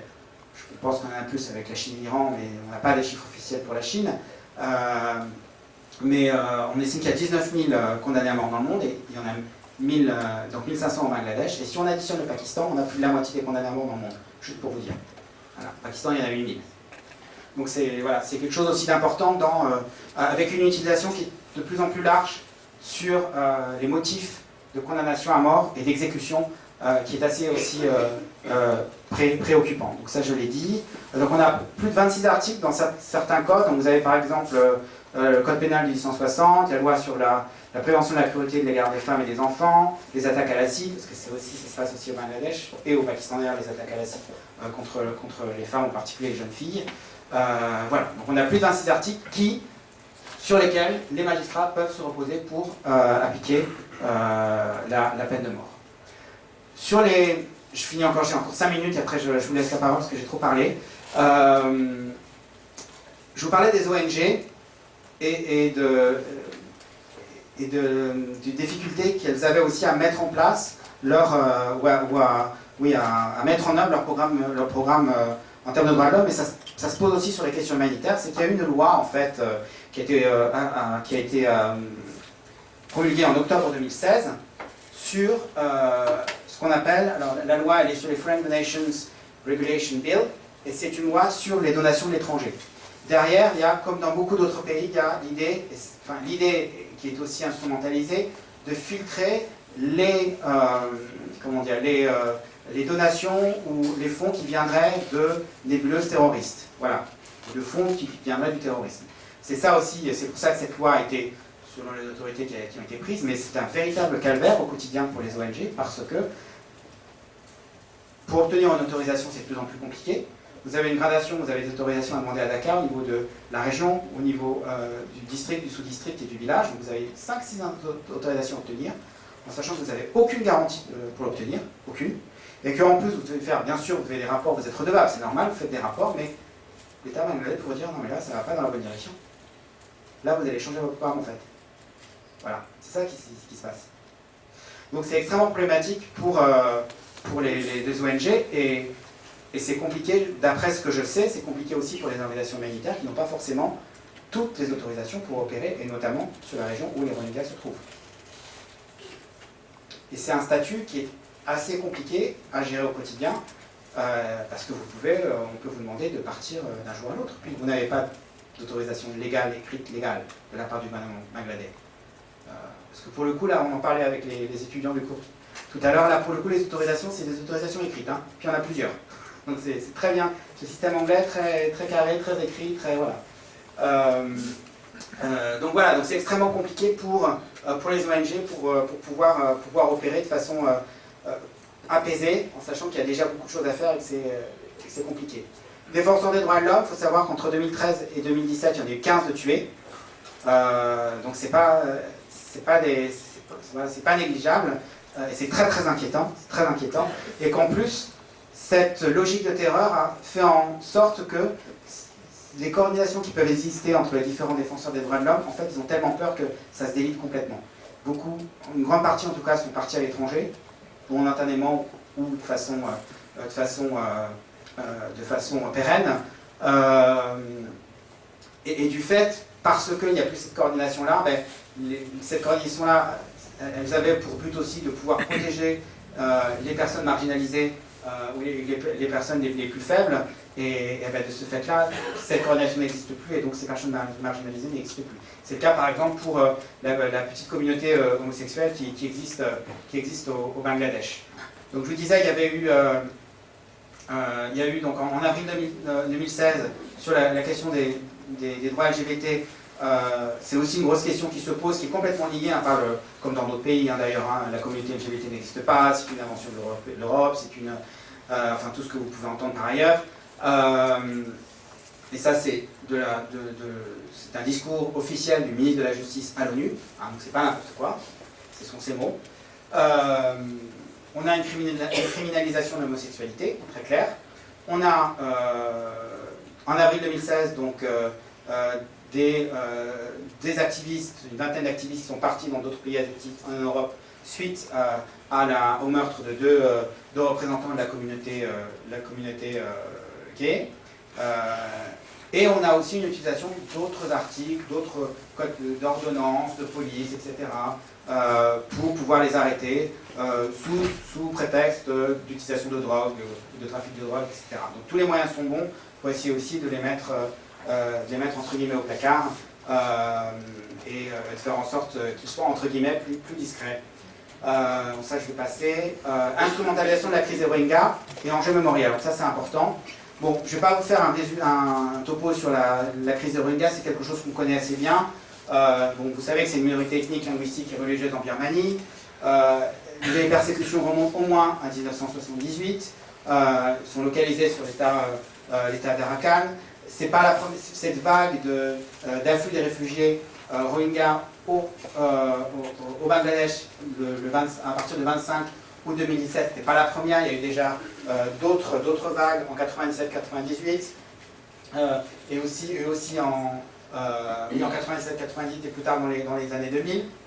On avait au départ à peu près avant cette crise du 25 août 2017, donc qui est consécutive à l'attaque par l'armée de salut des Rohingyas, donc l'ARSA, sur des postes de frontières du côté birman. Donc il y a eu une réponse de l'armée birmane suite à ça. Donc suite à ça, il y a eu 700-800 000, au moins maintenant, même plus, un peu plus, réfugiés qui ont traversé la frontière. Avant, il y en avait 250 000 à 300 000 qui étaient enregistrés et présents au sein de deux camps. Donc vous avez là, Nayapara et Teknaf.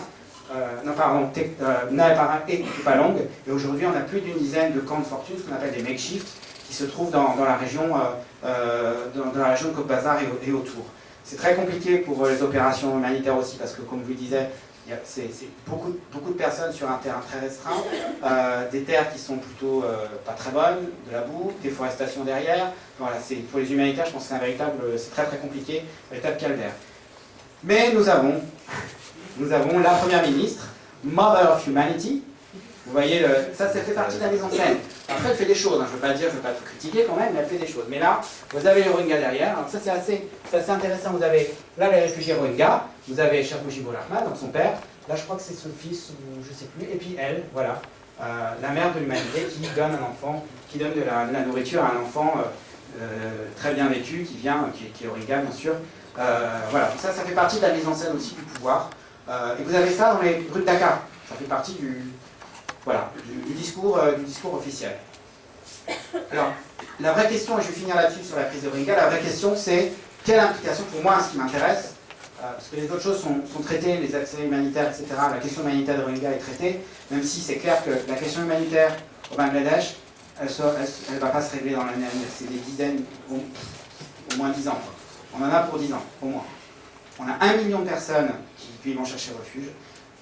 Qui ont cherché refuge au Bangladesh. On a des élections fin 2018, donc ça bougera, rien qui bougera au début jusqu'aux élections, parce que c'est une carte aussi sur le plan politique très claire pour la Première ministre.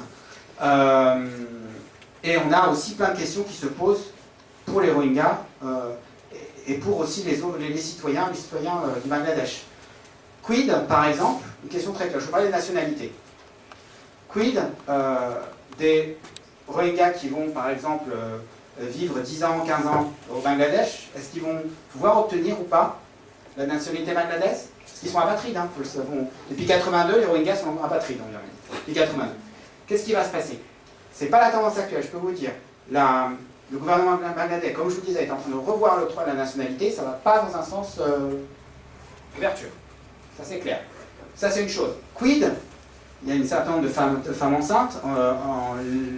Au printemps, vous savez qu'il y a à peu près plusieurs dizaines de milliers de femmes enceintes, donc avec des enfants. Qu'est-ce qui va se passer pour ces enfants? Enfants nés d'apatrides. Qu'est-ce qui va se passer? Est-ce que c'est le droit du sang, le droit du sol qui prime? La loi bangladaise, elle stipule pour l'instant que, sauf erreur, sur l'octroi de la nationalité, que les deux parents doivent être bangladais. Et qu'elle exclut les ennemis, ça c'est pour les Bihari, qui étaient holophones et qui étaient contre la partition, qui exclut les, entre parenthèses, ennemis de l'État, ou supposait-elle. Qu'est-ce qui va se passer? C'est une grosse question aussi, on parle de dizaines de milliers de personnes. La question des Rohingyas, parce que aussi on ne parle pas, les terminologies sont aussi intéressantes. Je crois qu'il y a une divergence de vue entre les agences des Nations Unies sur comment appeler les Rohingyas. Est-ce qu'on parle de réfugiés, est-ce qu'on parle de déplacés internes forcés, enfin voilà, il y a tout. Est-ce qu'on ne veut pas les appeler réfugiés? Parce qu'il faut savoir, c'est une perle, celle-là elle est très bonne. Il faut savoir que le Bangladesh n'est pas parti à la Convention de Genève sur le statut de réfugié de 51, et que le ministre de la Justice nous dit à Genève en mai 2018, mais on n'a pas besoin de ratifier la Convention de 51 sur le statut de réfugié, on fait mieux que les États qui ont ratifié la Convention. Alors je veux bien, mais voilà, il y a quand même des questions au niveau humanitaire et du quotidien des Rohingyas qui se posent. L'État bangladais, certes, met à disposition un certain nombre de terres, mais c'est les organisations humanitaires derrière qui font le travail. Il faut être clair. Je veux dire, c'est pas l'État bangladais. Donc voilà, c'est un peu... C'est des questions qui se posent sur quel statut on donne à ces Rohingyas. Je vais finir par là. Quel statut on donne à ces Rohingyas? Il y a aussi l'enjeu, et ça c'est vraiment l'humanitaire, sur la coordination des acteurs. Qui fait quoi? Parce que il y a beaucoup de monde, hein. Il y a beaucoup de réfugiés. Il y a du travail pour tout le monde, mais il y a un vrai enjeu sur, vous savez, les clusters, donc qui est chef de file sur quel secteur humanitaire, qui se joue au Bangladesh. Selon mon point de vue, c'est pas très clair. C'est pas très clair. Et puis on a aussi les liens de l'ARSA, il faut aussi être lucide, avec certains groupes armés qui peuvent être voilà, un peu plus loin au Pakistan et autres, et qui peuvent être aussi vecteurs de violations ou de trafic, tel trafic d'êtres humains et trafic de drogue. Donc ça, je voulais. Alors ça, c'est une autre affiche hein, très intéressante. Donc elle est non seulement Mother of Humanity, elle est la fille de la démocratie forcément, puisqu'elle est la fille du chef du fondateur de l'État, Champion on Earth, parce qu'elle est comme un champion aussi de la diplomatie climatique. Elle est Custodian of Spirit of Liberation, elle est la gardienne de l'esprit de la libération, et Herald of Change, elle est le drapeau du changement. Voilà, tout ça. C'est aussi ce qu'on trouve. C'est assez intéressant, hein, je veux dire, quand on balade à la carte, on voit les affiches, c'est assez intéressant de voir ça. Voilà, je vais terminer là-dessus. Vous voyez, donc il y avait des implications aussi, je vais finir là-dessus, mais il y a des implications aussi de la crise des Rohingyas au niveau interne sur le plan national. C'est clairement une instrumentalisation sur le plan politique au regard des élections à venir. Des liens aussi avec les questions des droits autochtones, parce qu'il y a beaucoup de populations autochtones dans la région où se trouvent, autour de la région où se trouvent les Rohingyas, notamment dans ce qu'on appelle les Chittagong Tracts, donc c'est à l'est de la ville de Chittagong, où on a voilà, des populations autochtones qui ont des problèmes pour garder leurs terres, donc un problème de propriété foncière, avec, je ne vais pas entrer dans les détails, mais avec en plus une politique d'occupation, véritablement, qui rappelle notre contexte, d'occupation de la part de l'armée bangladaise, des terres les plus fertiles, un peu aujourd'hui, avec une idée de ce qui se passe après le conflit, pour celles et ceux qui ont pu suivre le Sri Lanka, avec ce qui se passe aujourd'hui au Sri Lanka, au nord, avec l'implantation d'anciens cadres militaires sri-lankais qui ouvrent par exemple des terrains de golf ou des complexes touristiques. Voilà, j'ai terminé, pardon, j'étais super long, je suis désolé. Merci beaucoup. Merci à vous.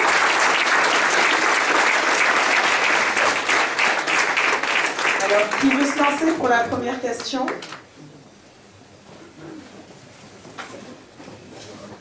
Bonsoir. Alors moi, ma question, en fait, à vos yeux, qu'est-ce qui fait que les États en fait, occidentaux ne prêtent pas du tout en fait, attention au Bangladesh, alors qu'il y a des enjeux en fait, aussi bien sécuritaires avec Al-Qaïda, que vous avez montré, et, aussi bien aussi avec climatique, et de ce fait en fait, d'immigration climatique qui risque d'arriver très prochainement en fait, dans les prochaines années en fait. Alors, très bonne question. Je pense que, en fait, comment expliquer ça? On a un acteur majeur, et en particulier sur le plan de l'humanitaire, la question humanitaire, qui est l'Union européenne, qui est un acteur majeur aussi sur le plan des principes du renforcement de l'état de droit et du respect des libertés fondamentales. Ça fait vraiment partie d'un des piliers du travail aussi de l'Union européenne. Bien. Mon avis, c'est que la diplomatie aujourd'hui du Bangladesh cherche à éviter à contourner l'Union européenne pour diverses raisons. Pour des raisons peut-être aussi de procédure, parce que c'est compliqué, je ne sais pas. Voilà, d'obtention des fonds de la part de l'Union européenne, je ne sais pas. En tout cas, elle cherche à diversifier sa diplomatie envers des pouvoirs régionaux, du type Chine et Inde, qui sont moins regardants sur l'octroi. Ça, c'est une chose. Après, il ne faut pas être naïf.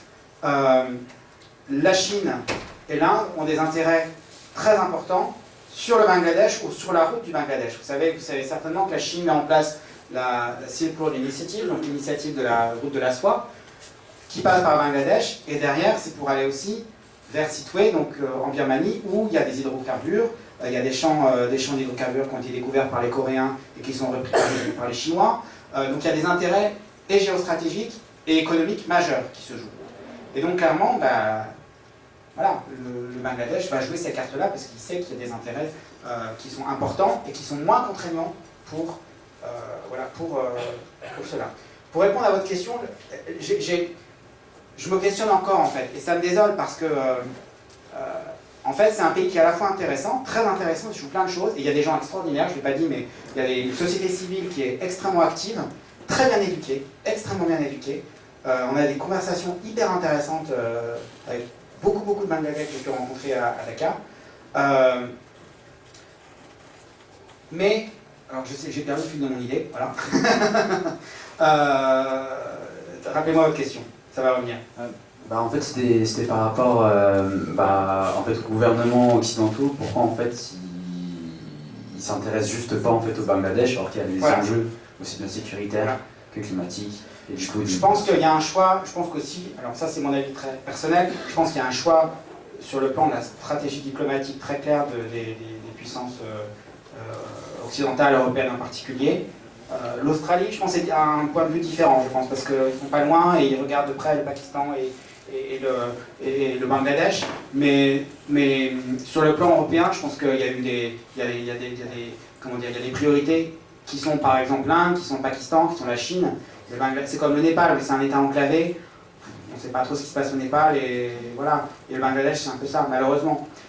En fait, je pense qu'on pâtit aussi du fait qu'il n'y a pas beaucoup de chercheurs aujourd'hui sur le Bangladesh. Comme je vous le disais, il y a très peu de choses décrites en français, un peu en anglais, mais pas beaucoup. Et que les choses qu'on a même en anglais sont un peu orientées. Bon, vous me direz peut-être que mon propos aussi est orienté, mais je vous dis les choses telles que je les vois et que je les analyse, clairement. C'est un point de vue. Et j'accepte d'autres points de vue contradictoires, bien sûr. Mais du coup, on n'a pas ça.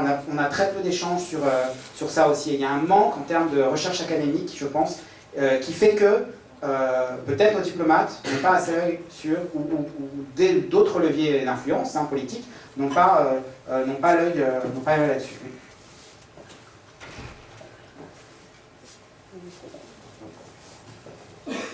Moi, c'est juste une question de précision géographique. Vous parlez du continent indien. Alors, qu'est-ce que c'est le continent indien par rapport au continent asiatique, en fait? Je parle du sous-continent indien, effectivement. Pour moi, le sous-continent indien, c'est le continuum entre l'ancien Raj britannique, c'est-à-dire Inde, Pakistan, Afghanistan, bon, Inde, Pakistan, Népal, Bangladesh. Voilà. Puis on s'arrête au Bangladesh, parce qu'après, c'est une autre zone avec la Birmanie.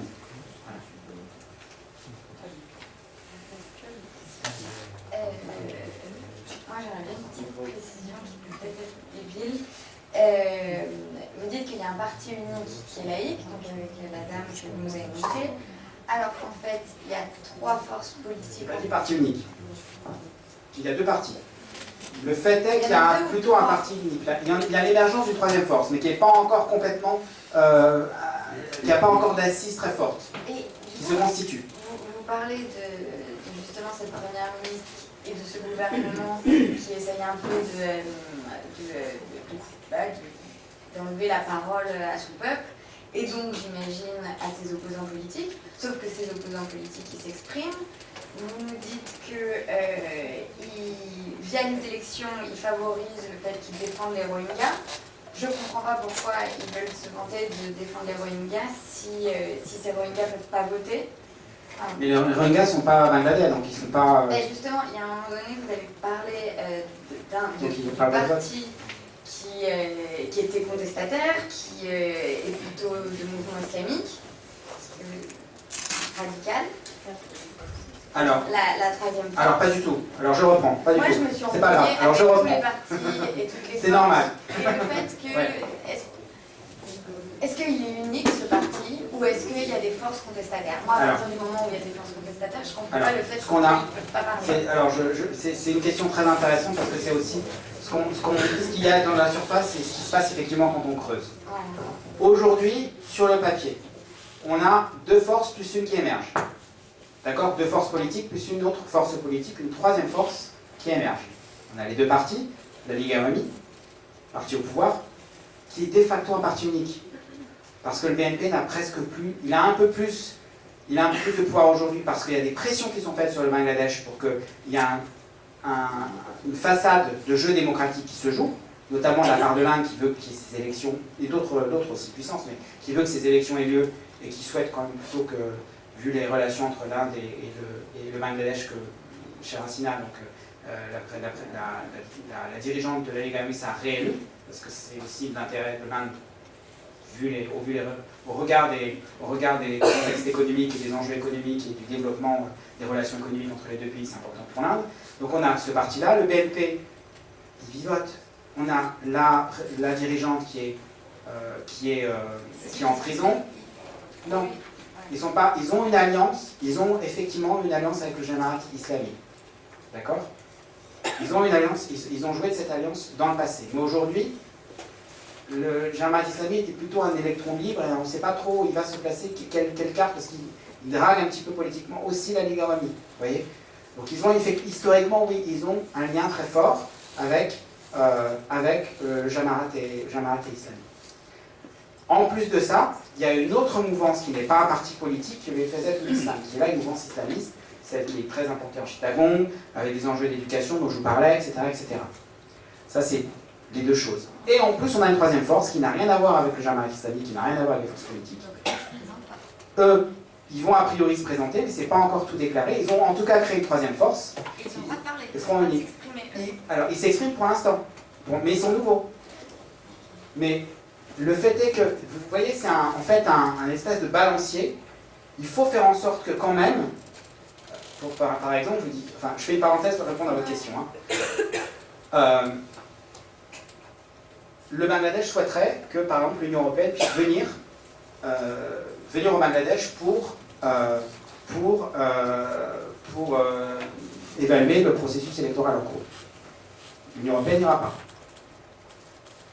C'est dommage, voilà, c'est dommage dans le sens où c'est un mauvais point pour Sheikh Hasina, parce qu'elle essaye, le gouvernement en place essaye de donner des gages de démocratie, mais en même temps pas trop. Vous voyez, c'est un entre-deux qui est difficile à tenir. Donc pour l'instant, cette troisième force, il la laisse parler, mais là, l'optique, moi j'ai commencé à voir ça depuis quelques jours, l'optique c'est de dire, non mais ce Junto Front, cette troisième force, ce Front Uni, en fait, ils sont complètement discrédités, ils sont alliés avec des forces qui sont corrompues, etc., etc. Donc le discrédit. Donc on va voir ce que ça va donner. Mais pour l'instant, il y a ce jeu-là, il y a ce parti très fort, les Gaomi, qui concrètement un parti unique, parce que le BNP, encore une fois, la dirigeante est en prison, le fils de la dirigeante est aussi sous le coup de condamnation, donc il est en exil à Londres depuis très longtemps. Donc il y a le secrétaire général qui a dit voilà, mais on ne sait pas qui va représenter le BNP toujours. Donc il n'a pas de tête pour l'instant, le BNP. C'est possiblement la deuxième force du pays. Et on a une troisième force qui se constitue avec un ancien de la Ligue Awami, qui est le Dr Kamel Hussein, qui est le premier ministre des Affaires étrangères de l'histoire contemporaine du Bangladesh, en 1971, et qui essaie de rallier autour de lui un certain nombre d'acteurs, anciens de la Ligue Awami, anciens de la BNP, etc. Et aujourd'hui, il y a justement des pourparlers avec le Jamaat Islami, donc ce parti qui n'est plus un parti, mais cette mouvance politique islamique, qui joue un petit peu, voilà, qu'est-ce qu'ils vont faire. Donc ils ne savent pas trop, et qui est véritablement une variable d'ajustement sur le plan politique aujourd'hui. Voilà. Est-ce que c'est plus clair? Et vous pensez que la Première ministre, elle va revenir, ou il y a des chances pour qu'il y ait cette deuxième force cette troisième force, oui. Cette troisième force qui puisse reprendre le pouvoir? Moi, je pense que, vous savez, dans les dynamiques électorales au Bangladesh, comme c'est le cas à mon sens de ce que je connais dans plusieurs pays d'Asie, il y a certains districts, on sait déjà pour qui ils vont voter. Parce qu'il y a des personnes qui sont implantées depuis très longtemps, qui sont avec ces partis, sauf si elles changent de parti. Mais on n'est pas dans une configuration dans le Pakistan voisin, où on a plus d'une centaine de partis politiques. C'est pas ça le Bangladesh, vous voyez. Il y a quand même une concentration du pouvoir très forte entre des figures tutélaires et 2-3 partis maintenant qui gravitent. Donc on n'a pas vraiment grand choix. Donc je ne sais pas si... Il y a plusieurs variables en fait. Il y a a priori le rôle de l'armée, on met de côté, il n'est pas a priori intervenir, même si on demande à ce que l'armée, comme ça a été fait au Pakistan, l'armée puisse surveiller les élections, ça c'est une demande. C'est pas très bon non plus parce que c'est un processus qui doit être normalement uniquement civil, sans l'élection des militaires, ça c'est une chose. Les jeunes, c'est un pays qui est très très jeune, ils ont vécu sous la Ligue Awami, quels vont être leurs comportements en tant que votants, j'en sais rien du tout, mais ça peut aussi faire changer la balance, vous voyez. Et on n'est pas, voilà, à l'abri de choses au niveau de l'alliance politique qui font balancer d'un côté ou de l'autre. Vous voyez, donc il y a pas mal d'incertitudes. Moi j'aurais dit, il y a quelques mois, c'est clair, c'est un boulevard, et elle fait en sorte que le boulevard soit voilà, depuis très longtemps, depuis 2014, le boulevard soit ouvert pour une réélection. Mais aujourd'hui, on a des signes voilà, qui font qu'on demande aussi au Bangladesh de faire des efforts sur au moins cette façade démocratique. Alors que c'est loin, vous avez compris, c'est loin d'être une démocratie. Voilà. Donc on va voir ce que les élections vont donner. Voilà, il y a plusieurs variables d'ajustement et plusieurs incertitudes. Merci beaucoup pour la présentation. Je suis un peu en retard. Je voulais savoir quelle est l'économie du Bangladesh basée sur quoi. Ah, vous êtes en retard alors. Parce qu'on l'a mentionné. Alors, un peu l'agriculture. Sur le PIB, je crois que c'est un peu moins de 20% l'agriculture, 30% industrie et plus de 50% services. Et avec une prévalence du secteur informel, en partie du textile, et qui emploie le secteur informel qui emploie beaucoup de femmes. Voilà. C'est une des dominantes de l'industrie, notamment textile au Bangladesh. Ouais. D'accord. Vous avez parlé de plus d'1 million de réfugiés. Oui. Et je voulais savoir, aussi vous avez dit que le Bangladesh est en train de réduire un peu le système de nationalité. Voilà. Maintenant, ces réfugiés, ce sont des réfugiés politiques ou des réfugiés liés aux catastrophes naturelles. Et si vraiment le gouvernement du Bangladesh est en train de réduire le système de nationalité, pourquoi ils accueillent ces réfugiés? Parce qu'ils n'ont pas le choix, déjà. Il y a une proximité géographique qui fait qu'ils n'ont pas le choix. Au vu, ça aurait été 300, 400 ou quelques milliers de personnes. Je pense qu'il y aurait eu peut-être des arrangements, mais là on parle d'1 million. Ils n'ont pas le choix de les accueillir en fait. Ça c'est un. Deux, c'était quoi votre question d'avant? Pardon, j'ai oublié. Sur la nationalité, vous aviez quoi comme question? Non, bon, c'est comme ils refusent le système de nationalité. Oui. L'agrandir le système de nationalité. Oui, oui. Et du coup, ils reçoivent les réfugiés. Et or, étant réfugié, si tu déplaces une période donnée, on peut t'octroyer la nationalité. Alors, non, on peut pas. Enfin, on peut. Alors, deux choses.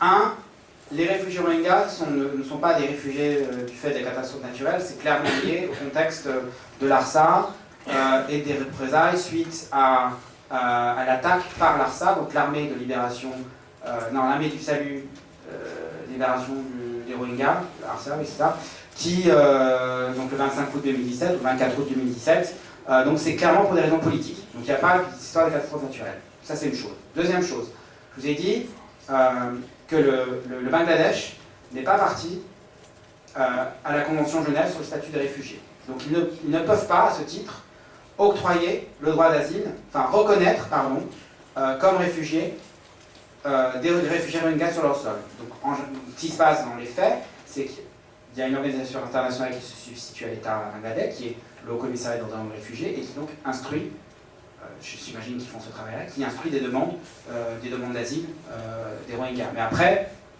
l'État bangladais, c'est un gros souci, hein, parce que l'État bangladais n'en veut pas, c'est 1 million de personnes, donc il faut chercher un pays tiers, un pays d'accueil, qui veut des Rohingyas. Personne ne veut des Rohingyas. Même, enfin, et je suis extrêmement désolé de le dire, même les Bangladais n'en veulent pas. Les Rohingyas sont vus comme des musulmans pour le moins très très croyants, rigoristes, très rigoristes, une pratique de l'islam qui diffère de celle, encore une fois, de la pratique de l'islam général du Bangladesh. Enfin, il y a plein de questions qui se posent. Ils sont vus comme des pourvoyeurs et des vecteurs de trafic de drogue, du yaba en particulier. Enfin, il y a une vision négative de la part de la population bangladaise qui fait que la question de... Et là, on est vraiment sur de l'humanitaire, la question de l'intégration des populations Rohingyas au Bangladesh, ça va poser d'énormes problèmes. D'énormes problèmes.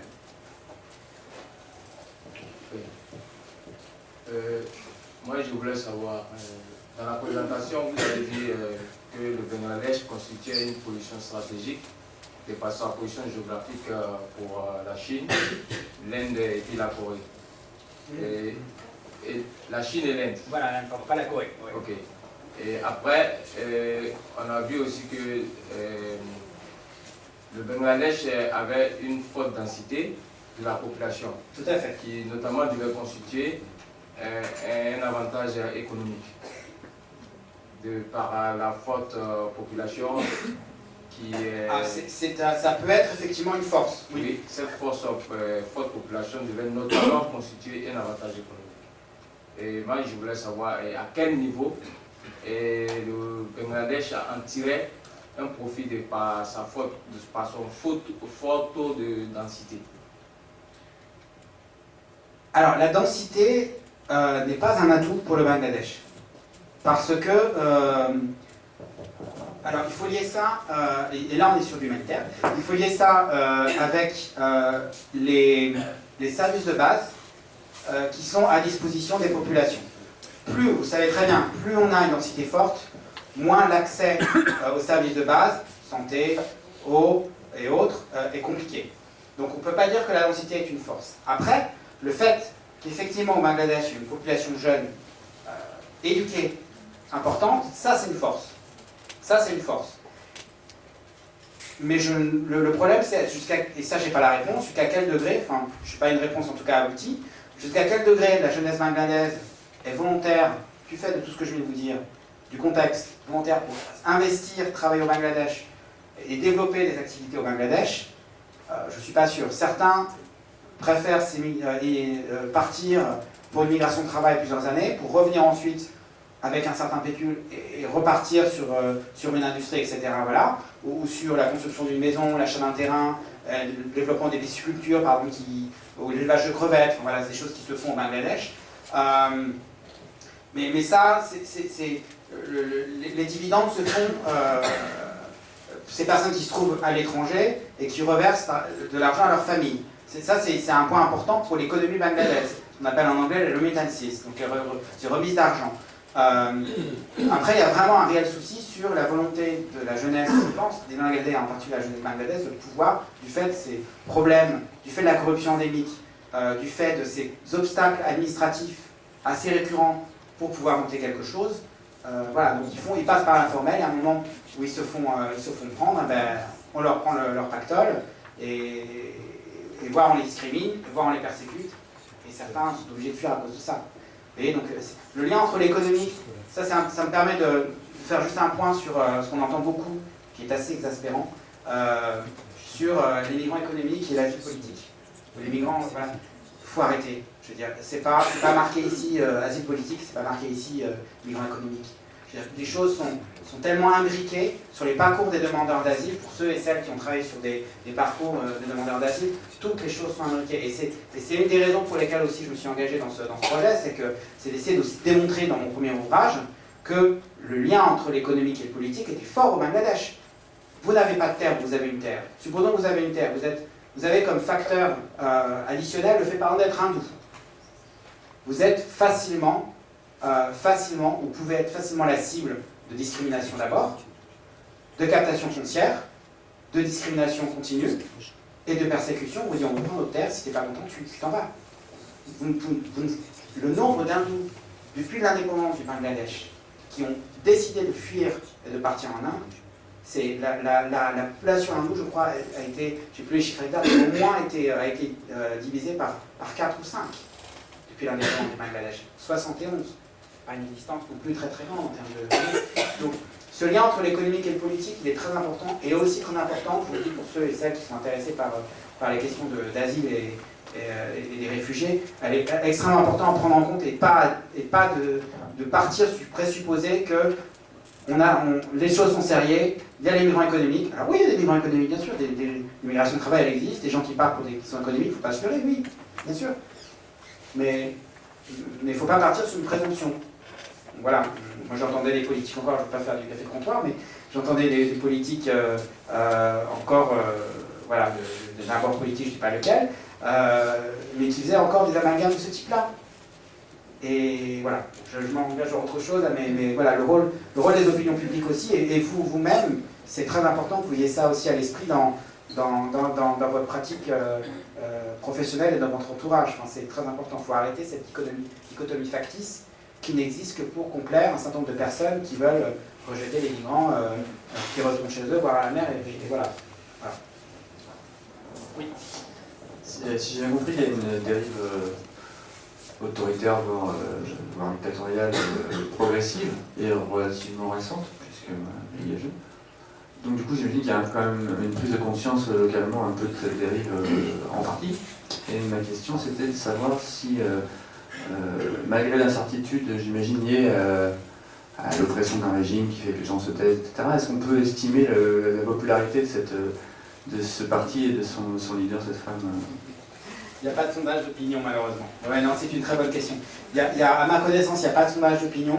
Il y a des études de perception sur le rôle de la justice, sur, voilà, qui n'est pas très glorieux, ou le rôle, la perception du rôle des agents de sécurité, des forces de sécurité, voilà, qui n'est pas très, très glorieux.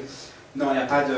Et je pense que de toute façon, le gouvernement ne le montrera jamais, parce que, de toute façon, c'est leur vision et pas une autre. Non, mais il n'y a pas de chiffres officiels non plus pour les disparus, etc. Mais il y a des estimations par les Si, il y a des chiffres. Enfin, pas de la part des autorités, puisqu'ils nient le phénomène. Donc c'est clair qu'il n'y a pas de statistiques. Mais les ONG fournissent des statistiques. Par exemple, on peut peut-être estimer, même si ce n'est pas des sondages d'opinion, etc., ça peut être des estimations, est-ce qu'on s'en rend compte, est-ce qu'on le sait? Ouais, mais c'est pas... L'étau est tel que... C'est une bonne question, hein, mais je pense que ça intéresse personne, en fait. J'ai l'impression. Parce que c'est pas sur... Je vous le dis hein, tel que je le vois, hein. Je pense que les ONG ne sont pas intéressés par ça, parce qu'ils savent que de toute façon, les gens ont tellement peur que les dés sont pipés, et que l'enquête d'opinion va montrer que 90% adorent la Première ministre et la politique en cours. Vous voyez? On peut avoir une impression. Oui, sur place. Bien. Alors, quand on est sur place, je peux vous dire que moi, quand j'ai des rendez-vous avec des défenseurs des droits de l'homme, ou des blogueurs, des journalistes, je suis obligé de prendre des précautions pour qu'il n'y ait personne autour, parce que je sais qu'il y a des indices. Mais c'est véridique, hein, je ne sais pas James Bond, hein, c'est véridique. Il y a des indices, il faut faire extrêmement attention à ce qu'on dit, Moi j'ai dû changer à un moment avec un des journalistes avec qui je travaille, j'ai dû changer deux fois de place parce qu'il y avait quelqu'un qui écoutait fortement ce qu'on disait, que je ne connaissais pas. Vous voyez, donc on choisit l'endroit, on choisit le lieu où se voir, c'est plutôt en soirée, enfin voilà, vous voyez, et on change d'endroit, enfin voilà. Vous voyez, c'est ça aussi qui est important à prendre en compte sur la possibilité, la faisabilité de ces études d'opinion, qui est, encore une fois, c'est une très bonne question. Mais c'est tellement quelque chose qui est loin, vous voyez, du spectre des ONG aujourd'hui, qu'elles savent de toute façon les résultats par avance que personne n'y prête attention, en fait. Oui. Moi, c'est plutôt une remarque. J'ai trouvé ça étonnant quand même que ce soit deux femmes qui soient figures dominantes de la politique au Bangladesh, alors que c'est un pays à majorité musulmane. Donc peut-être que c'est... Enfin, je n'ai pas réussi à trouver d'explication.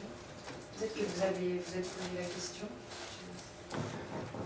Alors, c'est vrai, comme ça, c'est assez paradoxal, mais c'est pas le seul pays où on a des femmes au pouvoir. Hein. Je veux dire, au Pakistan, on a eu aussi des femmes au pouvoir. En Turquie, on a eu aussi Tansu Çiller à un moment première ministre. Enfin, voilà, on a de plus en plus de femmes premières ministres, voire de chefs de l'État. Hein. Donc après, je comprends le contexte qui est un contexte culturel et religieux particulier. Mais non, dans la région, c'est assez courant en fait. C'est assez courant. Ouais. Après, faut pas se leurrer, ça ne veut pas dire que l'accès aux politiques des femmes est voilà, on a 20% de femmes au Parlement bangladais. Alors que les standards internationaux, c'est 30%. Les standards de Pékin sur l'inclusion des femmes dans le leadership politique de 95, c'est 30% minimum. On y est loin. Donc, surtout ça, il faut faire attention.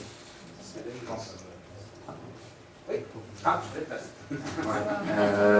Alors, dans ce contexte autoritaire qui a tendance quand même à aller sur le totalitaire, quels sont les rôles? Vous avez un peu parlé de l'armée. Est-ce que vous pouvez m'en parler un peu plus? Et aussi en fait des réseaux sociaux, qui je pense en fait jouent un assez gros rôle dans les pays d'Asie du Sud-Est. Oui, alors les réseaux sociaux jouent un rôle énorme, sauf que n'oubliez pas que le pouvoir en place cherche aussi à verrouiller les réseaux sociaux par cette loi qui est adoptée, qui a été promulguée il y a quelques jours, sur la liberté numérique. Donc tout ce qui est dit contre le pouvoir sur les réseaux sociaux, parce qu'il y a des indices, il y a des gens qui rentrent dans les pages personnelles, hein, on le voit, c'est synonyme de plainte contre vous et, voilà, et de passage pour la caisse prison. Ça c'est clair. Le rôle de l'armée, alors certes, dans l'histoire alors c'est ma vision personnelle, mais certes l'histoire du Bangladesh contemporaine, durant cette histoire contemporaine, il y a eu 5 coups d'État, donc l'armée a joué un rôle à un moment. Aujourd'hui, au regard des dividendes qu'ils ont sur le plan économique, parce que c'est des industries, l'armée est derrière, outre les opérations de maintien de la paix dont je vous ai parlé, les 7200 et quelques personnels militaires et civils qui partent dans les opérations de maintien de la paix des Nations Unies, on a aussi l'armée, c'est un État dans l'État, au Bangladesh. C'est-à-dire que l'armée possède certaines, ou a des actions, ou a développé des universités, a des actions dans les industries pharmaceutiques, dans les hôpitaux, donc vous voyez, dans des industries, donc ils sont assez présents dans un certain nombre de secteurs clés de l'économie. Ils n'ont pas intérêt à perdre ça par un coup d'État, ils y perdraient trop, vous voyez. Et le pouvoir en place leur donne un certain nombre de gages pour pouvoir aussi développer ces activités-là.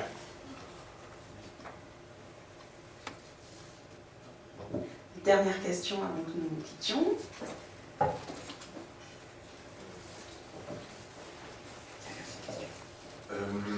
Je me demandais, vous nous parlez un groupe, enfin un parti politique qui est principal, ainsi qu'un autre groupe, enfin un autre parti politique qui lui fait face, et l'émergence d'un nouveau parti. Est-ce que ça ne représenterait pas du coup un malaise, enfin la réponse à un malaise de la part de la population, et au vu de la situation que vous nous décrivez, à terme, une guerre civile ou des gros problèmes dans ce genre-là? Alors, De la violence politique, il y en aura très probablement parce que c'est une récurrente dans l'histoire contemporaine du Bangladesh et du sous-continent indien. Maintenant, c'est une question très intéressante ce que vous posez. Et il faut aussi... Alors, j'ai pas assez d'éléments vu que cette troisième force, elle a émergé en décembre dernier.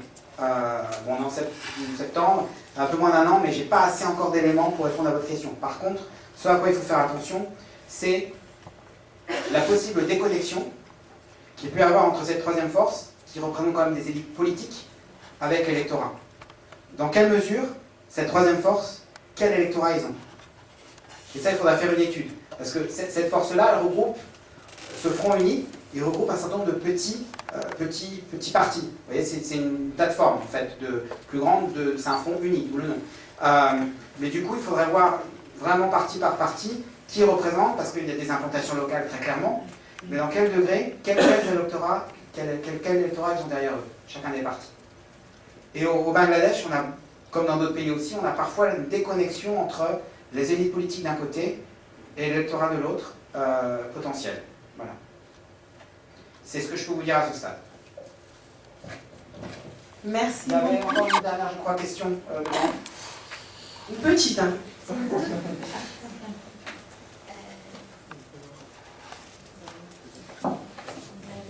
nous parliez du fait, c'est moi qui ai répondu, qu'il y avait de plus en plus d'associations, que le monde associatif se développait au Bangladesh. Oui. Et pour moi, le monde associatif, justement, peut être une lutte contre la dictature de manière générale. Et ça me paraît incohérent qu'il y ait une dictature qui augmente et aussi un monde associatif qui se développe. Alors, qui sont ces associations et pourquoi elles ne sont pas... C'est une très bonne question. Vous avez un esprit très cartésien. C'est bien. Après, tout n'est pas forcément cartésien, je n'aurais pas réponse à tout. Mais, non, plus sérieusement. Vous avez raison. Alors, quelque chose que je n'ai pas mentionné, ça me permet juste de le mentionner puisque vous en parlez. La question de l'engagement associatif et des associations en Bangladesh, en fait, elle est historiquement très importante. Et je vous ai dit qu'une des raisons pour lesquelles il y a eu une partition entre le Bangladesh, le Pakistan oriental et le Pakistan, c'est aussi parce qu'il y a eu beaucoup d'associations culturelles, linguistiques qui se sont constituées pour la défense de la langue et de la culture bangladesh. Donc, il y a quelque chose de très historique qui transcende un petit peu les régimes politiques qui sont passés dans l'histoire contemporaine du Bangladesh. Donc ça, c'est un élément de réponse. Après, ces associations, au niveau local, certaines arrivent, parce qu'il y a des toutes petites, des dizaines de milliers d'associations au Bangladesh. Moi, j'ai plus les chiffres en tête, de toute façon, je pense que les chiffres sont faux, mais il y en a énormément, énormément. Parce que c'est ce tissu aussi associatif qui pallie au manquement de l'État, et notamment aux services qui ne sont pas là, accès à l'eau, accès à l'éducation, etc., etc. Depuis très longtemps. Vous voyez, donc il y a certaines associations qui arrivent à vivre, mais c'est plutôt des associations, une partie des associations ne sont pas enregistrées, c'est clair, donc c'est des associations informelles et qui existent, mais certaines qui sont enregistrées ont des problèmes. Donc c'est pas totalement incohérent avec l'histoire du Bangladesh, la question du mouvement associatif, historiquement, encore une fois, depuis avant 71 et après 71, et le fait aussi qu'il y a plusieurs types d'associations, celles enregistrées et celles non enregistrées, et que certaines arrivent à vivre, arrivent à délivrer leur aide. Voilà. Merci beaucoup. Merci. Je signale que j'ai un ouvrage, si jamais. Voilà. Disponible au centre de documentation. Il est emprunté actuellement, donc la semaine prochaine. Voilà. Donc, merci beaucoup. Alors, avant de nous quitter, je vous remercie beaucoup pour la qualité de cette conférence et merci à vous d'être venus nombreux et d'être restés jusqu'à la fin. La prochaine conférence aura lieu le 23 octobre. Elle portera, donc on a appelé genre et solidarité, mais ça sera sûrement l'impact de la question genre dans l'élaboration de programmes d'action solidaire. Et le 30 octobre, grosse question d'actualité, nous recevons Marie Rajabla, qui était infirmière, qui est toujours infirmière, sur l'Aquarius. Donc voilà, elle est bénévole pour SOS Méditerranée, et donc je pense qu'en suivant la